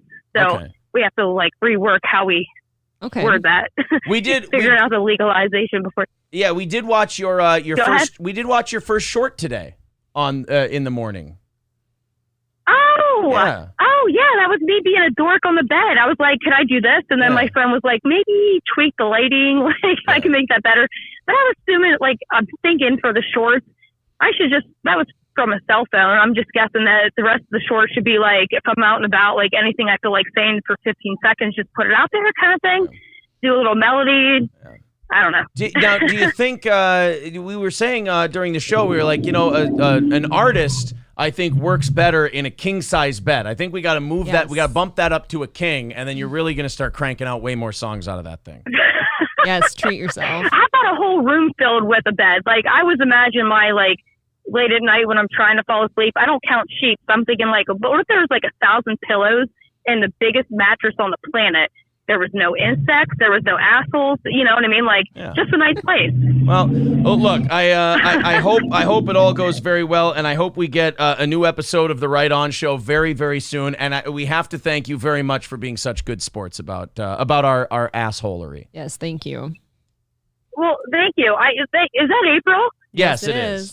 Is that April? Hi. Hey. I saw you too on there. I like watching. It's fun.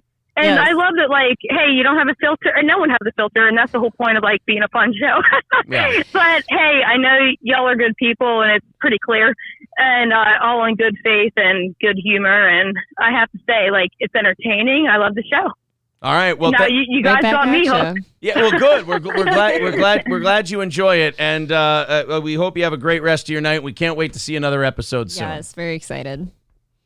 Awesome. Have fun tonight, you guys, and God bless. We'll talk soon. You as and well. I hope you enjoy the next one. We certainly will. Thank you, so Kel. much. Yeah. Kel Marie from Right On Kel. How can I ever shit on that show ever again? Because she has fun with it, obviously. She's a really good sport. I like her. All right. Well, now I gotta go from that big steel toe moment. That's really cool. I told you tonight's show was gonna be. I wrote down like something. Cal Marie contact to like maybe get her some merch or is she something. calling in again? All right. Now she's starting to fucking bother me. I'm just kidding. Fucking bitch. Just kidding. Oh, he was full. He was like, to accept, press 1. Oh no, she just accidentally called, I think.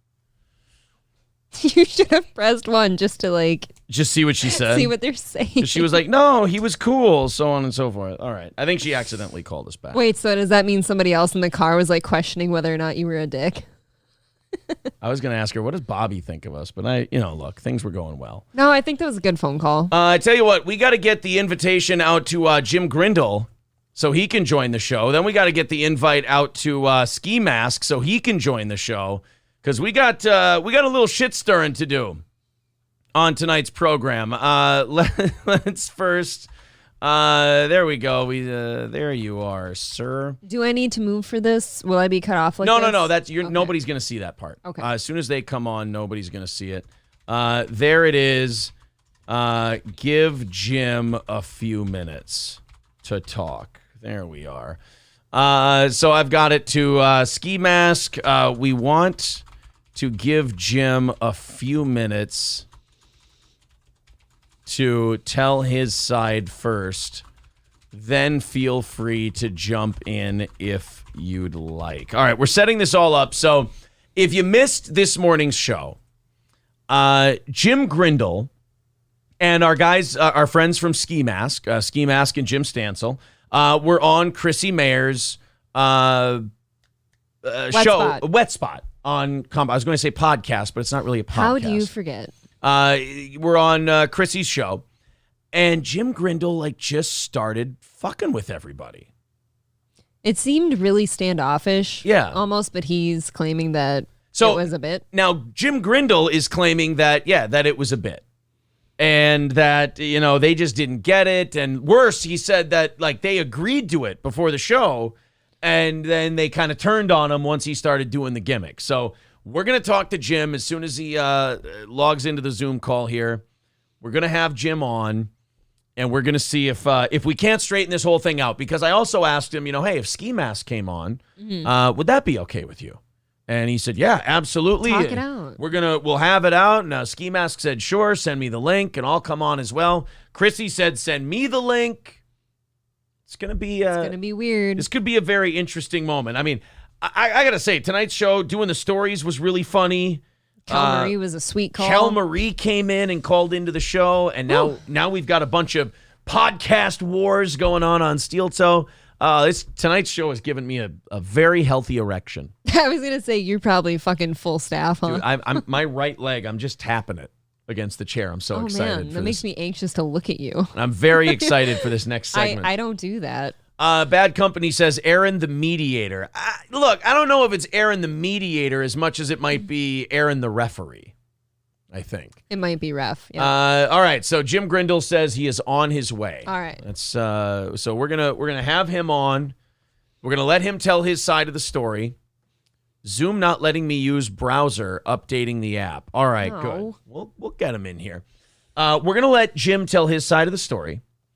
Then Ski Mask, it sounds like he's gonna pop on, and then maybe Chrissy will pop on, and we're straightening this whole thing out. Again, I don't know if it's going to be necessarily, friendly. I'm a mediator. I think I might have to be, again, more the referee. Your turn to talk. Of this whole deal. I tell you what, I'm going to go in, I'm going to copy the link to tonight's show, and I'm going to tweet it out, so if people want to check this out, they can.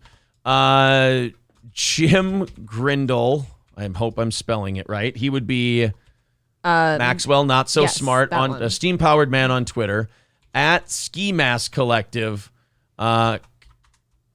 coming on shortly to discuss their not a fight, their dust up. I was going to say confrontation. Dust up last night on the wet spot. Join us. Let's get that out there, and hopefully people will enjoy what we're throwing down. Right now, we're just waiting for Jim to come on the Zoom call. Tomorrow morning, 6 a.m. Central, Corey and I will be doing the morning show. April and I will be on tomorrow evening to do the evening show. And again, thank you to everybody who's contributed to this program. We have knocked out our goals for the entire week. So it's humbling. Thank you so much. That's just really nice. Of course, big thanks to Cody, David, Fred, also Joe, Edward, bunch of people who have been chipping in this week. Really appreciate it. You've been beyond generous. Loaded Wrench says, dust up. This isn't 1950. That's what I was thinking. Like, you sound so old. Like, they're dust up. Well, it's not a fight. They had a confrontation. Bunch of men had words with each other. You could have just said things got heated on the wet spot last night. Well, let's, I think right now we do have, all right, let's bring him up on the screen here. Uh-oh. There he is. All right, Jim Grindel from, the FGTZ Podcast. How you doing, sir? Oh, can he not hear us? I don't think he can hear us. Oh, shit. Oh. Come on, Jim. Are you there, Jim? Yeah, I'm here. Can you hear me? Perfect. I can hear you now. I can hear you. I can hear you. We're good. All good. So I can hear you. Yes, we can hear you as well. Ooh, huge lag. Uh-oh. That's not good. You know what? Why don't you disconnect, come back? Why don't you disconnect, come back in, and we'll put this whole thing together. There we go. Oh, and now there's two of you. Now I'm Ew. Now there's something uncomfortable about this. Now I'm doing double duty over on the show. So we'll get Jim Grindel back on, and hopefully that lag will be taken care of. It happens. It's fine. He said he just had to update the app too. Yeah, he'll be back. And then Ski Mask will be on shortly after that, and then who knows where the hell it goes from there. But I just wanted to give Jim a few minutes to himself to talk about what happened last night and give his side of the story, because obviously Chrissy got to tell her side this morning on our show. She also got to tell it probably on her YouTube channel. And Ski Mask, of course, called in today. He got to tell his side of the whole deal. I like Ski Mask. So I think it's only fair to give Jim a shot at it as well. But we just got to get those technical issues all worked out. Do you like seeing two of you? No, I think it's very awkward. It's remarkably uncomfortable to see the two of my spots. I figured you'd love yourself so much. All right. You'd love to see it twice. Jim, I can hear that you're on, but I can't see you. Oh, boy. Is this a bit? We're still... Jim, are you doing a bit? Uh-oh. No. Now I'm trying from the browser. I figured I would try that. Maybe it was the app that was the problem, but I don't know. Can you hear me at all? How's this going? Now we can hear you. Are you lagging with us? Can you hear us okay? Yeah, no, I hear you good. Perfect. So, okay, we're good to go then. We got that part down. This is good. We're good. All right, Sounds Jim. I'll just get out of your way here. What the hell? We watched The Wet Spot last night. We were thoroughly entertained. We thought it was a great episode. It seemed, though, that there was a problem with you and Ski Mask from Jump Street. It seemed like this, there were calls coming in and, there was fighting going on. And it started aggressive, it stayed aggressive, and then you ended up storming off the show. Explain to us what happened, because it seems to be a miscommunication. There are miscommunications in it. But first, I want to say thanks for allowing me on here to tell my side on a show that gets way more views than Gino Bisconte's show, and it's not behind a paywall. Oh, hell yeah. I'm a friend So of Gino, but thank you for the compliment. I appreciate that. We love to I'm have sure, you. and look, I do have a few bad things to say about Gino now because he's gone on the attack on me personally. Now, first off, I'm in here under the name Jim, but I'm talking to you as John. That's the guy who created Jim. I'm a writer. Let's start there. Okay. I create things. I've published books. You can get my books at Amazon, Barnes & Noble, www.consumeourproducts.com. And I've also been, there's a lot of things. We won't go through my whole history, but I guarantee you, you'd be pretty impressed. Pretty impressed. All right. But anywho, again, it's the audience. This is a bigger show. I wasn't nervous on those shows. Oh, Feet on the desk. Don't be nervous here. I'm nervous. You're just talking to us, too. You're just talking to us. Don't be nervous, because honestly, we just want to talk about your side of things of what happened last night. It was wildly entertaining. You guys did a great job, but it does kind of seem like you kind of seem to be the odd man out in this whole thing, according to everyone else who was there. So we just kind of wanted to get your side of it. So what happened last night? We just lost your video. I stopped my video hoping that it'll make the audio better. Is this all right? You sound great. Yeah. Okay. This was not just a setup against me, but it was a setup against Chrissy Mayer and all of Compound Media. I'm just now learning that Ski Mask is even claiming he has no idea of this bit or anything like that. Is this true? I heard it on your show. Yeah, I think Ski Mask's whole take on it, he called in this morning and said, nope, Jim Grindel was lying. We didn't set anything up. He showed me his phone and said, hey, let's do this fake feud. And I said, no, we're not going to do that. That's kind of his take on the whole deal. Right.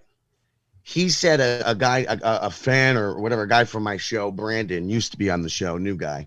He said that I was showing him something like, let's do this beef. In fact, it's the exact opposite. And I can prove it, by the way. Everything I'm about to tell you, I have receipts for. So in the meantime, while I'm talking, if you'd like me to drop my receipts on Twitter, I don't know if you could show them or not, but I can drop you. I sure could. Any evidence you have, we are more than willing to show. You're getting a fair day in court today. Yes. All right. I'll begin dropping them now. Oh, I'm so glad I shut my video off. What a stupid looking face. Oh, this is all fine. Right. So now I don't know if I should call you John or Jim, but either way, the show last night, it was Jim for now, but just know that I'm not doing the character. I hurt my voice. That's why it's out. I don't speak like that. Spoiler, no humans do. So explain to me the difference between the guy and the character, because that's where I'm as a viewer, I'm confused, because you kept saying you were doing a bit. This Jim, there's John, there's this. I don't get it. Yeah. All right, very simple. Like when and I don't want to say naughty words, but when like let's say Robert Downey Jr. Goes full R word. He's not actually an R person. With me, a lot of it is a copy of Brody Bruce, like in my delivery. Like I'll start slow, Brody Bruce from Mallrats. Yeah. I'll go slow and like you're giving an intelligent diatribe, and then at the end you bring it up like this in this silly way, also mixed with a bit of Bruce McCullough and the whininess. Again, this is why you're gonna get my voice is fucked from last night. It's a character, man. I write, I perform. I've been performing for years and years, and I know he's your friend, but Gino Bisconte chooses to come after a show with 30 views. I'm gonna just keep this part really, really short. I know you want to know about the other stuff. Yeah. But he went after us today, and after me personally, after it's being said it was a bit. On Chrissy Mayer's show, they begin by talking about Tony Clifton and their love for him, which was just them going, the effing Jews, the effing Jews. Why did I meant to censor Jews. Yeah. And not really expounding their love. And then ending with, I don't get, is this a bit? It's not a bit. Is it a bit? Garrett on In Hot Water today admitted when I walked off for water, it's because I crawled into the booth and I was like, bro, what the fuck's going on here? Because this was clearly discussed prior and now they're all acting like it's real. Like, should I go hard into it? Both Garrett and Drew didn't go, yeah, sure. No. They fully engaged it and they're like, no, yeah, this is great. Okay. Like, are you sure this is good? No, this is good. Get in there. First they said, that's between me and you. And I'm like, I know, but like, it seems that they're turning this real. Like, it's this feeling like it's turning real. And I said, should I go? And yep, you're doing great. This is great. All right. All right. So as I understand it, just so I can keep up, you talked to the booth guys, Garrett and those guys, and you're like, hey, you stepped out for a little bit. When you came back in, you're like, should I keep this up? Should I keep going? And they're like, yeah, you're great. Now they want to stir it up. It's been an interesting show. Garrett's been around radio enough to know what's good, so he encourages it. Now, here's the big linchpin of this whole thing. As the host of a show, I can understand if someone's doing a bit or a character and they didn't tell me first, I that would annoy me a little bit. So did Chrissy know this? Did Chrissy know this was going to happen? Absolutely. 100%. And that also I have receipts for. First off, the last time I was there, we had a conversation prior to going on where she gave me the usual speech one gives. You're going to do great today. Just be yourself and it'll be great. And I said, actually, that brings up the great point. Jim Grindel, again, there I introduced myself as John, always saying Jim's a character. Sure. Jim Grindel as a character is very extreme. I don't think Jim fits the wet spot. This is what I said to her face in that Sullivan's bar on my last appearance there. And I said, I'd prefer to come in as myself, but a little Jim quirks, but I don't know what you booked. Do you want Jim or whatever? Yeah. And she goes, oh, if you're a character, give it a 10. Marshall Beaupre then stepped in because he knows the character. He watches the character. And says, no, start at a 5. And I said, yeah, that's a good idea.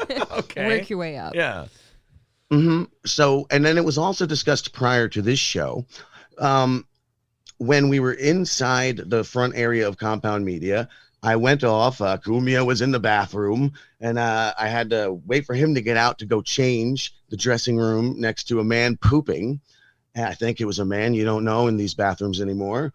And, I changed and I came back in. I only changed my shirt. There was nowhere to do anything else. So I went back in. I had bought a silly little windbreaker and I was ripping the tag off. I'm like, yep, time to get my costume on. Jim Stansel's slicking back his hair, putting on his shirt. Jim, did anybody know what the fuck was going on? Was my question.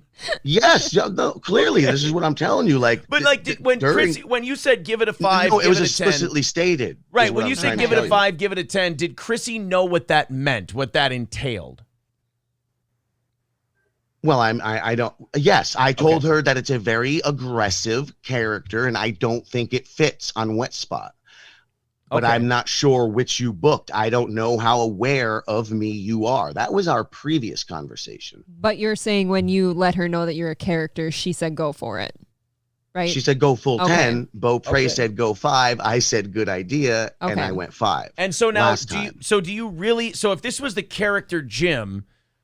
Does the guy behind the character dislike Ski Mask and just dislikes Jim Stansel? Because if you don't, and it's just the character, you did a really good sales job on us believing that you don't like those fucking guys because you were going hard. I had no problem with them. I don't even know them. I've honestly never seen their show except for clips of them saying things about us. And when one of my guys was on their show, they've only been on our show. I had no problems, but we did have until we had a beef, which I sent you here. And yeah, it's loading right now into your Twitter. I think you'll enjoy this when it gets to you. It's a very short video, which will show you where our beef came from. All right. And then we were done. We didn't talk for a while. And then at some point, we just made up. Months passed. And we're like, hey, let's combine our forces again and do more beefs, which again, those are in the other receipts I show you where we clearly discuss our end. But further to does Chrissy know, just to finish on yesterday's show, when we're getting ready and we're all showing our costumes, that's when it was discussed that these are characters I had walked with Ski Mask to buy the Paul Masson because I didn't want to do it. I said I did not want to do the beef, but if that's what we're doing here, that's what we're doing here. All right, let me read some of your evidence here. I think we've kind of got it. I'm still a little bit confused, but I think I understand. Here's what I think. Right. I think you told them that, I'll do this character, so on and so forth. I don't think they totally knew what that entailed, and I could tell right away almost, Ski Mask doesn't like you. Ski Mask. Well, that's the only true thing that's the only correct part of the statement. Ski Mask doesn't like you, and I don't think Chrissy knew what, go with the character really meant. And because she seemed truly taken aback by what was going on. So let me read the stuff you've sent me. Then I've got some stuff that Gino just texted me. Stuff about Gino too, your good friend. So let me just tell you that a lot of stuff. Well, I am friends with Gino Bisconte, and I will tell you, it is an exercise in exhaustion keeping up with all the people who have a problem with Gino that I don't have a problem with. So it is. I understand it comes with the territory of being friends with Gino. That I people say I fucking hate Gino, and I got to make sure I'm an honest guy, and I go, well, I like Gino. He's a friend of mine. I'm sure you two probably piss each other off, but I can't jump into it, We've never had a problem. So this is you. Real quick. Yeah, go ahead. I just want to say here's a stave to your friendship with Gino. Here's my peace offering is because he's so easy to manipulate, apparently. I'm surprised if you don't get in trouble just for having me on. Well, judging by the texts I'm getting from Gino, it doesn't seem to be a problem, but I'll read you all that. I want to read your stuff first that you sent me. This is Jim Grindel's stuff that he sent to Ski Mask. He said, hello, Mr. Mask, and this is in the afternoon. Oh, this is April. Yeah, this is the most recent after our one small beef. I really highly suggest you watch that beef video. It's hilarious, starring Damian J. Rogers. But this is all from like April and March and all this other shit. I'm wondering about because we have no communication until currently. But this is I am giving you all that. What I have currently is proving they lied about no beef setup. That's number one. Picture number one. Yeah, but that's number two. That's 8 months ago. No, that's yesterday. Picture number 1 and 2. These say April 3rd. Oh, they're not coming labeled to you. Oh, here we go. Yesterday. Ha. So who's Brandon? This guy gets it. Okay. So Brandon is the guy what Ski Mask told you earlier was a lie, and that's what this proof is. He said I told him this guy whatever, I'm showing him shit. That's shit on my phone. That's not what happened. He showed me shit on his phone and goes, look at this. Your guy Brandon is sending me a clip so that we're going to fuck with you tonight. And I said, oh boy, that fucking guy. That's great. We're laughing. We're having a beer. So what I do there is I send Brandon, if you see it says whatever it says, nice one, buddy. And I show him the 2 beers. That's my beer and Ski Mask's beer. Sure. That was at the time it is 6:01 or something. Okay, I see. And he goes, wrestling's fun. Then right after that, Ski Mask puts his mask between it, and I tweet at 6:15 before the show and this was his words. Things might get beefy tonight, and I added in that means there will be cocks. So we did a joint tweet from my account saying there was going to be beef, and he's claiming he doesn't know it's a work. This is not that case. This was a sandbagging of Chrissy using me as a catalyst. Would it have been difficult? Let me just throw an alternate scenario at you. Would it have been that hard to just go on the show and be funny? Like, would it have been like, this seems like a lot of preening and posturing and prepping. That wouldn't have been hard at all. It sounds like you were Andy Kaufmaning, kind of hijacking a show in a weird way. No, one can't hijack a show. Number one, a host does not allow one to hijack a show. It's as simple as that. If you watch the beginning, I didn't want to do the character. I didn't want to do the beef, but I still came in there and I was being all friendly with everyone. And I was trying so hard to make sure that they don't twist it to the beef. Go watch the show. See who does the first jabs. I did watch it yesterday, and it did seem like it was kind of, and I hate to use this term, it's overdone, but it does seem like in a Stuttering John way, they threw out a small jab, and you did kind of fucking unload on those guys with both barrels, and then you ended up unloading on Chrissy. It does seem like maybe you're really good. I said you 3 jerk-offs. Well, and I think cunts. I think you called them cunts at one point. Yeah, but that's the character. You say, I wear a stupid scarf. You wear you dress like an idiot, and you look stupid, and then you try to say something articulate while going, cunt, dumb, fuck, nerd.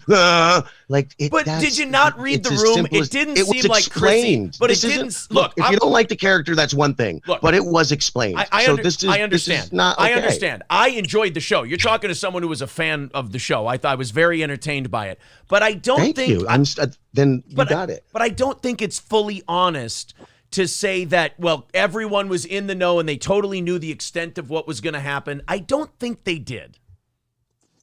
Well, show me otherwise, because again, I'm showing you not just Ski Mask and I discussing the work 1 hour before the show. But it's all it says. All it says here is our conversation. Right. That's kind of important. It says here, "Hey, pro wrestling isn't cool, man. Ask Gino." Which I think there was a Gino slam. Yeah, that's Brandon. That's Brandon, because he's the one who sent Ski Mask the shit talking video from our show. When we made the simple comment, I was like, this is ridiculous when Gino says he loves Ski Mask because they don't want attention or money. Their entire show is a merch plug, and everybody on a microphone wants attention and money. Right. You need money to create the art. You create the art for the attention. Okay. It's a point I've been pushing. I want to read you. I wish that Gino or Ski Mask or somebody would come on and we could have this back and forth, because I just watched the show. Ski Mask is back there. I see him. Oh, is he really? Is Ski Mask here? Are we holding out on someone? Oh, shit. Let's bring up Ski Mask. First, I want to read what Gino sent me. Uh-oh. Oh, no, not here we go. We want to put Zoom up there. All right, we're going to bring Ski Mask in just a second. First, I want to read what Gino sent me, Jim, and then you can respond to this. It starts off, I don't think it's going to start off very friendly. It starts off, this guy's nuts, smiley face emoji, so there is that. Thanks for the offer, but I have nothing to say to him. Also, I've been watching all night. You guys are great. Oh, that's very sweet of you. I just have nothing to say to Bob. He's losing his mind. Well, look, Gino, I'm friends with both of you. I don't think Bob's losing his mind. You guys have a problem with each other. I don't even know what set him off. The only thing I attacked is how ungrateful he was to Chrissy. You can watch my show today. If you didn't, that's all it was. But I'm enjoying watching this insanity. Also, I'm watching you read this on the air, giggling. Now I'm giggling. God, we're gay. Tell George Carlin / Kaufman I sincerely apologize. That's from Gino Bisconte. Great. Now I can't say my next line where he said he's a god. He's not a god. Bitch, you're not a god. You're not even a dog. You're a rat. Like, I had all this stuff written down. It's a fucking performance. I'll show you the script. All right. I mean, I don't hate Gino. I really do enjoy him. I see him being abused by Kevin Brennan's boys. I really do see that. And I have receipts for that as well. But I thought you said you don't. Wait, I thought you said I thought you said you don't like Gino. Today, because he said naughty things about me. Okay. Ski Mask. It's my first time meeting Gino. I disagree with some things he says. I don't like that he calls himself daddy. That creeps me out. I have nothing but In Hot Water merch around me. I fucking watched the show for years, constantly. Huge fan.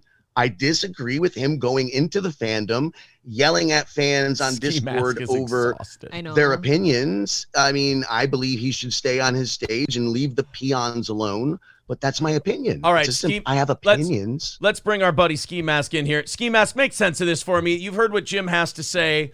Would you like to retort? Please. Makes sense. Good luck with unfortunately, that. I did. Sorry, I'm on a cell phone now, but Jim, stop rambling. It's ridiculous, the rambling. You're not. So anything, I just sat here listening to the first 10 minutes, and nothing you said is even tried to be funny. You said I got no, the receipts. Because this isn't a joke. I'm not here to tell a joke right now. Show the receipts. All you do is talk over. I did show the receipts. He's not pulling them up. it There's was a whole nothing. video They're all about from, why do we have a March beef and ski April. mask. There's one from yesterday that says pro wrestling is gay. Ask Gino. The No, rest no, of it's no. from like a year There's ago. the other. What Ski receipt is Mask that, told you Jim? today. What don't you understand about the receipt? You told him today that you had no clue there was no work, and I'm making it up, and that I showed you something on my phone. We were having a beer at the bar. Being boys. No. Going in to make You said I showed you something on my phone, and I was trying to start a beef, and you said you didn't want I it. looked at your phone. I said I looked at your phone. I didn't never Incorrect. said that you showed You me. showed anything me on your phone. phone and Go tried back to say, the this is exact what we're same going to show. do. It's on You Steel Toe showed- Morning Show. Go back, you fucking liar. Okay, now let me respond. Here's your You problem. showed. get caught Can in I lies, respond? And then you can't If there's stop gonna be a ranting. referee here. All right, break. I'm going to be referee now. All right, boys, break. Jim, quick retort. Ski Mask, then back to you. My response is that was your claim that I showed you my phone. You showed me your phone and said, this is a video that I'm going to use to start a beef with you tonight. And that's when I told you I don't want to, but if we've got to, we've got to. And then I wrote to Brandon. That's the text you're looking at, Aaron, where it says, ha ha ha, nice one, because the message that Ski Mask showed me was from Brandon on his phone. That is proof that he lied to you earlier. That's step one of the proof. I don't see how. Okay, Ski Mask, go ahead. Your retort. When I called into the show earlier today, you remember when I told you guys I happened to look at his phone while he was sitting to the left of me at the bar, and I could tell that he was already building stuff up. Why do you think there were so many calls? Oh, and then eat my ass Oh, after. sorry. Stop being Something that Jim sent me. I'm sorry.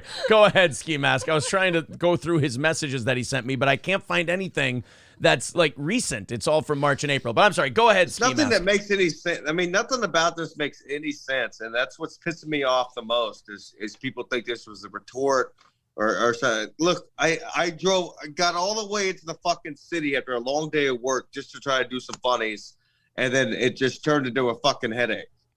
And I've been dealing with it all day today too. Yeah, You know, Jim, I'm going to it's be honest. ridiculous. Jim, I'm going to be honest with you. There's still pieces missing to me. Your story's not making sense with me right Sure. now. I'm not getting it, and I could be. Which I mean, parts? look, it doesn't seem like I don't think these guys are lying right to your face and saying and just leaving you out to dry. I think you probably thought you communicated something with them, but not as well as maybe you thought you did. And then the whole thing kind of got away from everyone. He just told you it didn't happen, dude. That's literally, oh my God. I never wanted to do this bit with them. They literally, they are the ones who wanted to do this bit. It was discussed prior. There are so many cues during the thing where I don't want to do it. Even when she's asking, watch the sunglasses go up when she says, see, you're interrupting and talking over, but you're not respecting Aaron's show. Right, Jim, go ahead. Watch when the sunglasses go up in the middle when Christy's asking, is this a bit or not? Numerous times. I winked right at her. The sunglasses went up. I winked at her. When you're performing, you're not trying to spill the soup, so to speak. That was during the show. I know it sounds silly, but you're like disregarding the fact that it was talked about. Contact Marshall Beaupre, who was there last time it was talked about. Look at the other receipt where I'm talking about it with Frank Pellegrino, her booker. Look at the other receipt where I'm talking about it being a bit with Frank Pellegrino, her booker. I got to call timeout here because, again, I have to say, Jim, all you've sent me is stuff from months ago, and I don't expect Chrissy... I know, you keep saying that, Aaron. I know, but that fucking matters because I don't expect Chrissy... That's the entirety of it. relevant. It's a history of Ski Mask. The time space continuum does exist, and it matters in this case. I think Chrissy is very busy. I don't think she remembers something Frank told her 2 months ago about what you're going to do on her show. So I think she was. We're talking two different things. The pictures have nothing to do with Chrissy. The pictures have to do with Ski Mask and the history of him. Everything you see in those pictures is him, proof that he is trying to do a bit, and me saying, it says it in the messages, not interested, but I'll do it. Many messages, history, months and months of it. including a hilarious video about why we had a beef originally. And then that's one issue. The Chrissy Mayer thing is a different story. There is no evidence to the Chrissy Mayer issue beyond Marshall Beaupre. Marshall Beaupre, you all know his name, who last time stood right there and listened. Oh, there is one piece of evidence in the messages, me telling Frank 100% that this is a bit. We're discussing it. I sent you that. Then you have Marshall Beaupre. You want to call him the witness? With the whole 10 or 5 thing. That's the best I can give you for things that happen behind the scenes. Jim, this sounds like way too complicated for a fucking Compound Media podcast. No, it sounds complicated because he doesn't try to make fun. How a game works. But I'm not here for a joke, Ski Mask. Well, it was a comedy. You were on a comedy show, though. Is that what you did last night? No, I was there to be funny. Again, you have months of messages with me telling him I don't want to beef with him. I'm not interested. You bored me with your fucking life story talking about movies with Stevie Lou. Hashtag Stevie Lou's sad chat. But dude, you're fucking. What'd you do? Just show up, drove 2.5 hours to be an asshole? Is that what happened? And that is not at all what happened. And so you did a show this morning on your show. And now you're still how he gets to talk uninterrupted constantly. Because you were a fucking asshole last night? Because you don't know how to make a fucking joke? What are you even saying? What are you even saying? You know what First off, how can you say you can't make a joke? Comedy is subjective, number one. Number two, there's countless messages on Twitter who loved it. See, this is all he says. You stink on ice, you suck, I'm going to fuck you. You're saying I got receipts. You guys literally threatened to hit me on the fucking show. I was threatened on Christian violence by fucking Jim Stansel and this piece of shit, and then I'm the hostile one. But why am I upset about it? I drove 2.5 hours clearly telling people it's a bit. Fuck your mouth, Ski Mask. You drove 2.5 hours to be a fucking asshole. Then be threatened to be assaulted at Compound Media and then asked why I'm hostile. Because you stink. That's the best you got. That is, I mean, no. So here's what I'm gathering. Here's the best you got. Here's what I'm gathering so far. Jim says that you were all in on Jim doing a character. Ski Mask says that is not true. That you maybe thought that, but that's not what was agreed upon. Ski Mask, you're coming at my evidence. Where's anything from him? And well, I'm in fairness, you're giving me a lot of evidence from months ago that says, "Hey man, it's a funny bit. Hey man, it's a great work." Like the thing you're doing.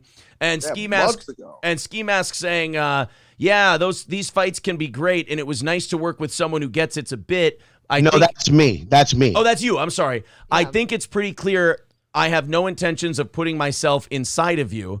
And then Ski Mask said, ha, ha, ha, it's a bit. That's the point. I'll do your guys' show anytime I'm available, and if you want me on. But yes, I can honestly say I have never watched a podcast unless a fight was involved. Audio only. It allows you to think the image, which is a beautiful thing. But now I don't know how that plays to last night because, again, this was 9 months ago.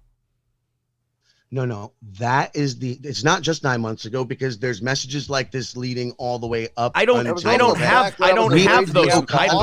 have those messages. I only have ones from 9 months ago. No. Then why is he not all of them that 9 months ago. Again, they have dates on them. That shows you history. Why does he have them?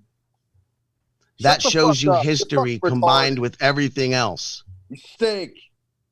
Well, I mean, Ski Mask thinks Ski Mask. Yeah, that's so funny. That's funny though, right? Where was the fuck your mouth shit last night? No, you're pissing me off. I mean, you're pissing me off because you can't prove a point, and you're ruining my time. I got the show. Okay, then leave. I just hang up. Watch it on Netflix. I really want to go watch it with my lady, and I'm good. Go watch it. To fucking try to fucking talk to you. And I bet it's a real good show. What's the show called? Made. It's MAID. It's pretty good. I'm on episode. Sounds really good. It's a show about a podcast that goes off the fucking rails. No kidding. All right, Ski Mask, I'm going to let you get back to your thing. Jim, I'm going to say this. No, I'll stay. Oh, you'll stay. Okay, all right. Jim, I'm going to say this. I don't get it. I'm looking at the text and everything else. Unless you're missing something, none of this establishes that what you guys were doing yesterday I'm was sure we're missing upon. something because there's a lot, Aaron. But There's it's lot. March and April, and if I'm a judge, I'm not saying just that. That's the part about history. Jim, what about the Beaupre stuff? What about the Frank message? Jim, literally talking about this being a character. That's Chrissy's Booker. But again, Grindle, shut up, Ski Mask. Just like Grindle. Just like yeah. Have a show. Stutter it out, baby. Marshall and Frank. Also, are you on heroin right now? Can you let Ski Mask drag guys like that in? Did anybody hear that? Don't drag those guys in. No, you're dragging them in, and then Gino you talking his shit is names. creating this incident. Are you drunk? Are you on drugs? No, you making your little lie and your little scam against Compound, you and your little Brennan boys scam against Compound, you're doing all of this. I actually texted Frank this morning. And I've got a whole lot more. And it will be coming out on my shows, don't worry. I just gave you a little bit to begin the conversation, Aaron. All right. Well, I appreciate that. I want to bring on the big gun for a second. I got someone who maybe has something to say about all this. Gino Bisconte, your thoughts on this whole thing that's going down on Steel Toe right now? Should I come into this call as a 3 or should I come in as a 7? 7. Gino, what it's the ridiculous. Gino. What is the point of this entire call when he gets to the end of it for us to say, oh, you didn't suck a giant dick on the wet spot last night. We didn't realize all the receipts that were included. I don't understand. Gino. It was sabotaged by Ski Mask from the beginning. Where's his evidence of anything he's saying? I went it's either funny or it's not. It's either a podcast is either funny or it's this one, Aaron. I'm kidding. This is fucking gold. I was dying. A podcast is either funny and we're laughing like this. This is a very good podcast, or it's not. I know, Gino, you think complaining about Pat Dixon for 6 months is funny. I know, Gino. It has nothing to do with what we're talking about. Again, comedy, which is subjective, and what's funny and what's not. You don't go back and say, I'm going to make the podcast I did last night funny by calling into Steel Toe and explaining I came in as a 4 and Marshall Beaupre, who 99% of the people, if you're not sure where you heard the name Marshall Beaupre before, it was 3 minutes ago when the person next to you said, who the fuck is Marshall Beaupre? And you're just trying to make us believe that what we watched last night wasn't awful, and it was awful. You lost your mind, and now you're trying to say it was funny, and it was what it was, and you move on. It was awful. All right, no. Everyone, time out. Everyone, time out. Here's what we're gonna do. We're gonna go Jim first, then we're gonna go Ski Mask, and then we're gonna let Gino go again. Jim, go ahead. Jim, come in as a 6. Yes, but end as an 8.5. All right, go ahead, Jim. Yes, Gino. It was. Look, Gene, I'm not here doing a bit right now. I'm here just being fucking annoyed. I'm confused when it's a bit and when it's not. When the fuck is it a bit? I said when I came in here, I'm not doing a bit. I'm not here making jokes. I'm here simply to give my side of the story. All right, so here it is. So Jim, go ahead. I'm still. All you're doing is go. Jim, I'm still confused. Go ahead, respond to Gino. Then I'm gonna let Ski Mask go. Then I'm gonna let Gino go. Then I'm gonna fucking blow my. Gino, yes, the show was bad last night. That's the point that I'm trying to. Gino, let it. Don't say the show was bad. Great, yes, great. I was bad. Okay, Gino, let it go. I was bad, Gino. Great. You want that because that's what you like to do. You just want people to serve you. Okay, Gino, Daddy, I was bad. Okay, but when I was on the show, the reason it was bad is because it was discussed with Chrissy, with Ski Mask. I have shown messages. I have the messages where we're talking about it, and many more to show, as well as messages of you abusing fucking fans, Gino. Countless messages of how you treat your fucking fans, you vile. What does this have to do with anything? Oh my God. What does this, Jim? What does this have to do with what I brought you on? Fucking drifters in a free speech fucking network doing nothing but suppressing free speech. They're liars and frauds. Jim, I brought you on to talk about the wet spot, and it sounds like you're using my show to settle old scores. We just wanted to know what happened last night. It's all about the wet spot. It's all about this. All right. Not about the wet spot. Ski Mask wants to watch a movie with his girl, so I want to make it worth his time to come in here. Ski Mask, what do you have to do with the Dude, I have all the time in the world after hearing that. All right. Goddamn. I mean, Can you not believe that the guy couldn't prove his point last night, so he had to come in here tonight? He clearly hasn't slept because he did his show this morning. It's clearly just getting to the point of being embarrassing. And I'm just trying to make fun. I'm trying to make fun. You know, I was asked to come here. I didn't ask to come here. No, because you're telling another lie. I didn't ask to come here. I was asked to come here. No, I asked him to come here. No, I asked you to come here. You are a guest. You're disrespecting the host. Shut the fuck up, you fucking You're just weasel. disrespecting the host, you fucking You're such a hack. He said what was going to happen. Like your master, Kevin Brennan, you're a hack. The sun shines bright in my old Kentucky. Gino, keep sticking up for Kevin's boys, you fucking moron. That was me. What did I didn't do anything. All right. Next time you're in the city, I'll actually slap you on Kevin Brennan, you ran away to the bathroom, and then I saw you fucking hiding your tiny little fucking peanut dick in the fucking bathroom. Wait, That's where I met time him out. first. Hold on, boys. In the bathroom, Boys, calm down. I need to settle one thing. Who has the peanut dick? Yeah. Ski Mask. Oh, Ski Mask. That's where I met him first. All right. Now, the Jim, bathroom of Sullivan's. He saw me in the street. He Are went we saying into the it looks bathroom. like a peanut or tastes like a peanut? Because I'm confused now. Jim, I have to it say. tasted like your asshole, Gino. Well, okay. So far, if I may, boys, so far we have Alex. Hey, did April ask about me? Tell April I said hi. Did April ask Hey, about buddy. me? April's here. April's here. She doesn't like all this right masculine here. fighting. I'm just taking it all in. So far, let me try to organize this now. So far, because Jim, no offense, you seem a little all over the place on me, if I may overstate things a little bit. So far, we have accusations that Ski Mask and Jim Stansel are working Compound Media. We have accusations that they were all in on it. We have accusations of small penises and anal sex between Ski Mask and Gino Bisconte. Peanut dicks. But I have about And between Ski Mask and myself, you left that out. And it's sex between. I'll be glad to show my hard cock on the fucking studio. Let's not show any hard cocks. Jesus Christ. All right. Jim. I have no problem with that because I know I have a big cock. No cocks, please. I don't need any cocks tonight. The last thing I need is a cock. All right. So, Jim. Disagree. Jim, here's what I think. I'm a fucking kindergarten teacher. All right. Jim, here's what I think about the whole thing. You're not selling me on the fact that everyone was in on it. I think you had a lofty, highbrow idea of what you wanted to pull off, and I don't think it went the way it was supposed to. That's just what I'm reading through these texts. I don't see any evidence there. Show me your evidence. I watched the fucking thing. Of people, when you see a history of people talking about this bit, number one, you're like, oh, Jim, you're showing me months of you guys talking about a bit, and then you're showing me a tweet where you guys are talking about the beef bit, but I just don't think you're showing me anything. That's what you're saying. You showed me stuff from almost a year ago that has nothing to do with Monday night's show. We just wanted last night. That was it. Yeah, I'm talking about last night. I gave you that as well. Ignore the other stuff then. Forget it. It's just in addition to the one thing from last night. Jim, that's what you're saying. Jim, you showed me one thing from last night, and then you also added a bunch of other things.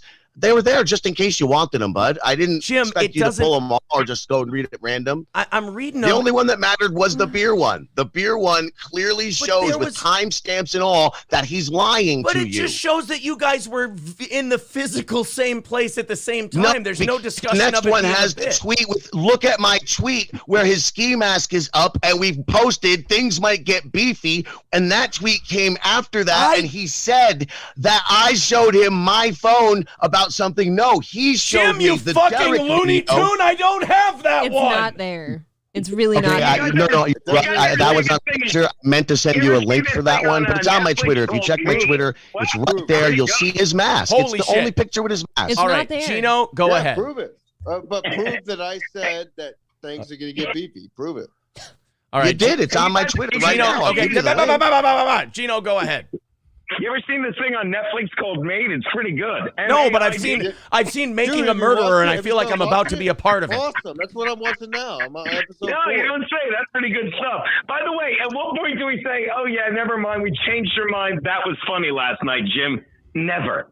That, like when I walked out and said to Garrett, and I crawled into the booth and I said, dude, they fucking wanted a bit and this thing just turned and seems very real. I do not want to do this. What the fuck should I do? Drew? Then Drew said to me, that's between you and them. And I said, dude, I don't want to beef. But if this is good radio, I'll keep it up. And Garrett said, this is great. All right. Keep trying to talk past how awful you were yesterday. Garrett literally laughed today during an award. Over me because you're fucking Mo from The Simpsons who cries about trolls, you moron. Grow up. You're a 65-year-old man who has nothing except for a show based on Anthony Cumia's legend. You're fucking nothing. Hey, I resent that. As someone, hey, hold on. Time out. Guys, time out. Hold the fucking phone. All right, everyone gets muted. All right, enjoy that free rap. Damn it, Jim. All right, Jim, I just want to respond to one thing. You have to be more clear when Gino and I are both here. Which one are you talking about when you say the guy doing a show based off Anthony Cumia's legend? Jim Bisconte. Good one, Eric. Oh, okay. So, guys, I found the Jim tweet here. From December 5th. It says, things could get beefy tonight on Wet Spot. By beefy, I mean there will be cocks, and it's a picture of Ski Mask's mask. Now, Jim, no offense, that means that proves nothing. What did Ski Mask tell you on your show earlier? That I showed him my phone and said, I want to start a beef. And he said he didn't want none of it. Never said okay, that. Well, that's what Aaron just said. Okay. But Jim, this isn't proof of that. This isn't proof of that, though. Right. It doesn't prove anyone agreed to something. Yeah. No, it proves that he's lying, that there was no discussion prior. This is not proof that there's no discussion, that there was a discussion prior. It's literally a picture. It's a picture I showed of a him my winter mask. phone to start a beef. Every time I get to the part of what he did, actually, I've been talked over the whole time, so it's understood why it's not getting out. Oh, wow. What's that, hun? Over? Wow. What's that, hun? I wonder yeah, what I know that you don't want to feels point like, out. Jim, You don't want to point out. Over. How about you ruin another compound show by talking over people? Well, fuck that. Yep. Jim doesn't want to. Jim doesn't want to ruin a compound show. He wants to go outside a compound and ruin another show. That's bullshit. He wants to talk about talking over shows. Shut the fuck up. All right, Jim, Ski Mask. I'm gonna let the whole show last night. All right, I had to travel to the city after working for fucking 12 hours. You fucking faggot. Okay, let's take it easy on the gay F words. It is YouTube, everyone. All right, Ski Mask and Jim. I'm gonna let before you I go. All right. Can you look? I made you this video that'll really show you the kind of character Ski Mask is and why we had any beef at all. I think you'll enjoy it. I really do. That's all I'm saying. You don't have to, but I'm just saying it's very short, Jim, and I think you'll enjoy it. Jim, I'm going to politely disagree with you. I don't think it's going to make me give a flying fuck. No, it's not to make you give a fuck. It's funny, you fucking dotard. Thank you, Jim. Take it easy. You're welcome. Way to disrespect the host again. Oh, yes, I haven't been disrespected here. I have to hold some court because you're all kings and gods. Guys, no, just me. Again, you're not a god. You're not a dog. You're a rat, Gino. All right, and you're being played by Kevin Brennan's boys, you crying little bitch. And Compound Media allows people to threaten assault on their fucking shows and then cries like sensitive little lefty cucks when they fucking respond with hostility. All right, Jim, I'm going to end with this. Jim, I want to end with this. It will be Ski Mask. Hold on. Jim, I'm going to end our conversation with this. This is the first time it's ever been uttered, and you're the one who's making someone utter it for the first time. I'm going to leave Gino on the line so we can get back to some sanity. You're welcome. Thank you, buddy. All right. Thank you, Ski Mask. All right, Gino, they're gone. What's going on, buddy? I was sitting here about to go to bed, and then I'm listening to you go, hey, we're going to bring up the Bob Levy story. I'm like, oh, this ought to be good. And like, he wants to kick my ass. I don't even know what's going on. And then I'm listening, losing my mind, laughing at all this idiocy. And I'm texting you. And I'm like, I'm not calling in. I'm like, okay, call me. Because when he goes, so I says, should I come in as a 5 or an 8? Are you retarded? What is that? I think what I'm going to have to do first is change the locks. That's probably number one. I don't know. I mean, all due respect to Jim, maybe I just don't understand his brilliance. Maybe he is Andy Kaufman. I don't know. But I don't I don't understand what he's trying to say. I will say this, and if you watching Hot Water today was a fun one. It was me, Stancil, and Kevin Dabrowski, so it was just complete idiocy. But we were watching Wet Spot last night.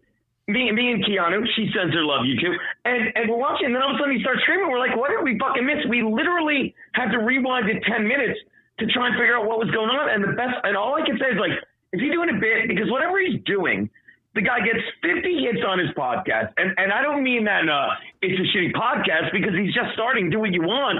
But if you have 50 hits on your podcast and you're screaming at Chrissy Mayer, who gets more hits, than most of us do, across the board, across with a T, then that's just disrespectful. Pipe down, shut up, and say thank you. Right. And we brought that up, and then it led to this stuff. And at one point, I'm not kidding, Garrett, you can watch it on the show today. Garrett goes, at one point he came in the booth and said, "This bit is killing. Should I turn it up to an 8 or something?" And we lost our mind. And me, Kevin, and Stanton all tried to run into the booth to do the same thing like 8th grade girls. It was stupid. So I don't know what he was doing. I do want to plug Jim's YouTube show, the FGTZ channel. I did put it up at the beginning of that. I think it's only fair. I go ahead and click the link. Luck of the Bind, if you want to put a link in there, please do. Gino, I want to say something.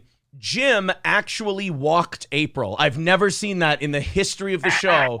Jim walked April. She left in the middle of all that. So maybe she went to get her crossbow for everyone's safety. So enough of the Jim thing. That was wild, and obviously you can see how pissed off Ski Mask was. He clearly wasn't in on any kind of a bit. But that whole thing. All right, we can put the Wet Spot thing to bed. Why is it that all of my my new friends that I've made through doing this show all seem to have some kind of fucking problem with each other?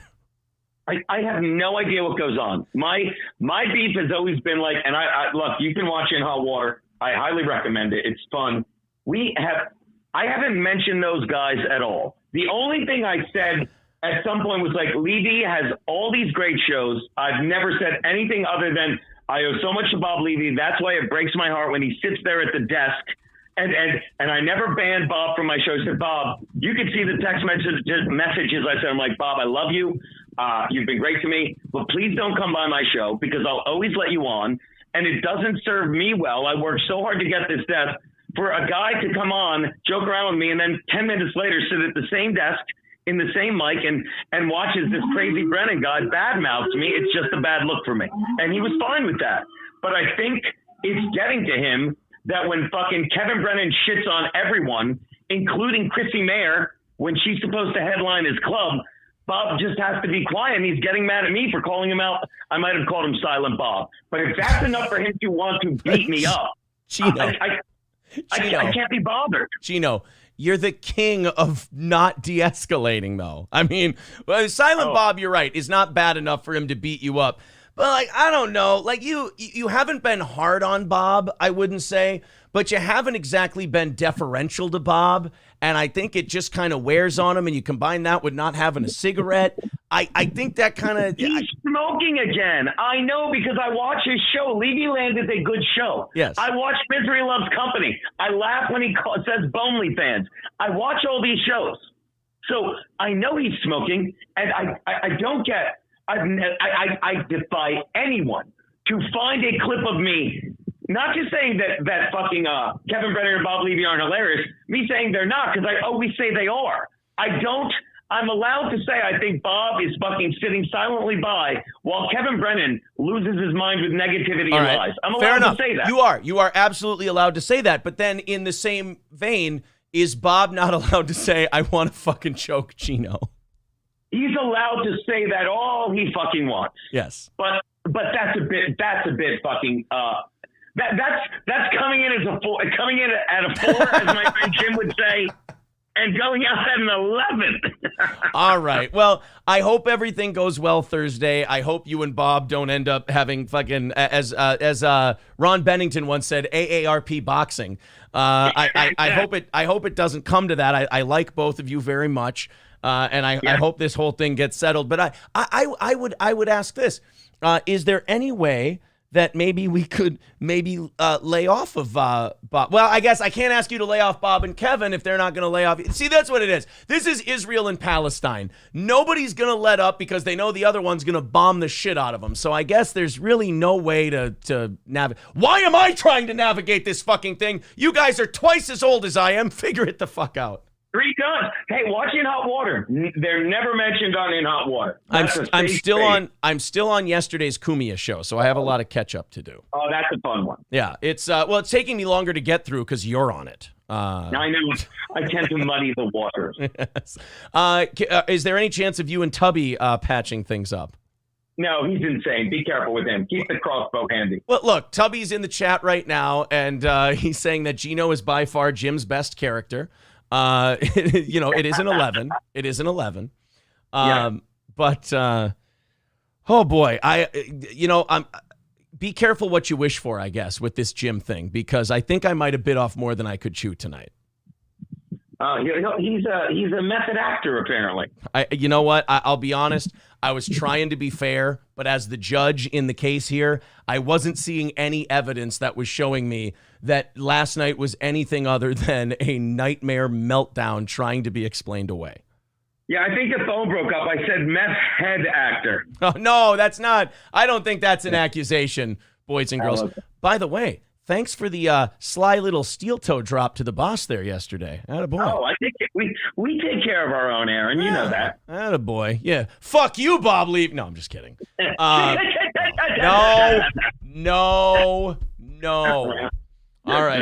All right, man. I gotta go. I want you and Bob to exchange Christmas gifts. I want you and Kevin to open mouth kiss, and I want you to stay far away from Jim. Done and done. Right. Great show, buddy. Thanks for having me on, man. Oh, thanks a lot. I have no hair. I'm gonna have to start wearing a headband now. It's all the rage. All right. Talk to you later, Gino. Late. All right. Gino Bisconte of In Hot Water on Compound Media. Fuck. April, can you come down here to wrap up the show? I think people would love to see you and would love to get your take on what just happened here before we fully wrap things up. Where is April? Now, I did see the people in the chat. One person said, this is going to be the end of Compound Media. Horse shit, man. I renewed my subscription a while back. I don't know if it's ever been better. I love this kind of shit, man. I love this kind of stuff. Wet Spot was appointment television. Gino's show, Anthony's show. Oh, my God. April, your thoughts. I told Gino that's the first time anyone's ever walked April from this show. Jim, a little bit too much for you? Madness. Oh, my God. People liked it. Oh, it's fine. The dog had to be let out. I laughed and started choking on something. So I was like, fuck it. They're all just yelling at each other. They don't need me. They didn't even need me. Well, right. Why am I sitting here in a half hour past the show and, I can't even get a word in. I will say that when Jim started off, I wrote, you saw me work. I was writing to Ski Mask. I was like, would you jump in here, please? No, like, I saw that. This is kind of boring. No, that's not what you said. He said, this is fucking brutal. Brutal. Okay, fair enough. It's fucking brutal. I was grabbing Ski Mask. I was grabbing Gino. I was like, I need someone to make this thing go. Look, all due respect to Jim, I don't want to start a fucking podcast war. People are saying Jim should be a new lol cow of ours. I think we should tread lightly with Jim. I don't think that's... I don't think he's lol cow material. And also, I don't think Jim... I don't know about Jim. Something going on there with Jim. I know I like Ski Mask, and I know I like Gino. So, and I like Jim Stansel, too. Jim Stansel's fine. I can see why a lot of people wouldn't like him. He's a dirty little shit stirrer with a little smirk on his face. I like that kind of shit. All? I like that kind of thing. There's a reason why I'm friends with Gino. Gino is a little shit stirrer. I like that. He seems like a fun guy. I get why he rubs so many of our new friends the wrong way. I do. I get it. But I like the guy. Again, like I've said, we are people who go, I like the guy. I'm not telling you to like the guy. Feel however you want about the guy. But I disagree with whoever said this is the end of Compound. I don't think it's ever been more fun to listen to. This can't be the end of Compound. April goes out hunting, and she's like, you got to put the Compound app on my phone. I have to listen to these fucking shows every day. Not while I'm hunting, of course. On the way, drive, yeah, though. to and from. So April's got the... No, they're fun. That was They're all wild. fun. That was getting a bit exhausting for me. I am fine listening to it, but Rob Saul from Bob Levy's show. I like Rob. Correct. I like Rob a lot Very too. nice guy. Rob does not like Gino.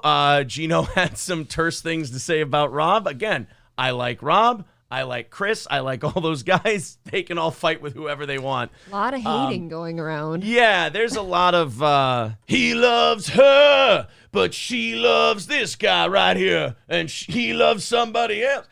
I can't keep up, but I love it. I think it's all great. It's all entertainment. A lot of people stuck around late with us tonight, I do appreciate it. I will say I don't think that helped anything. I don't think anyone figured out anything tonight. No, I got to have a fight on my channel. That's what happened. Yeah, that was just a fight on the channel. Now, here's what I think. There was no resolve. Here's my verdict, and then you can give yours. You I know think what? I just did. I want to hear your verdict. No, on Jim's That was my claim. verdict. On Jim's claims. On his claims? On Jim's claims, what do you think? I very much think that he thought that something was going on that the other ones weren't really completely in on, or they weren't aware of it to a certain degree.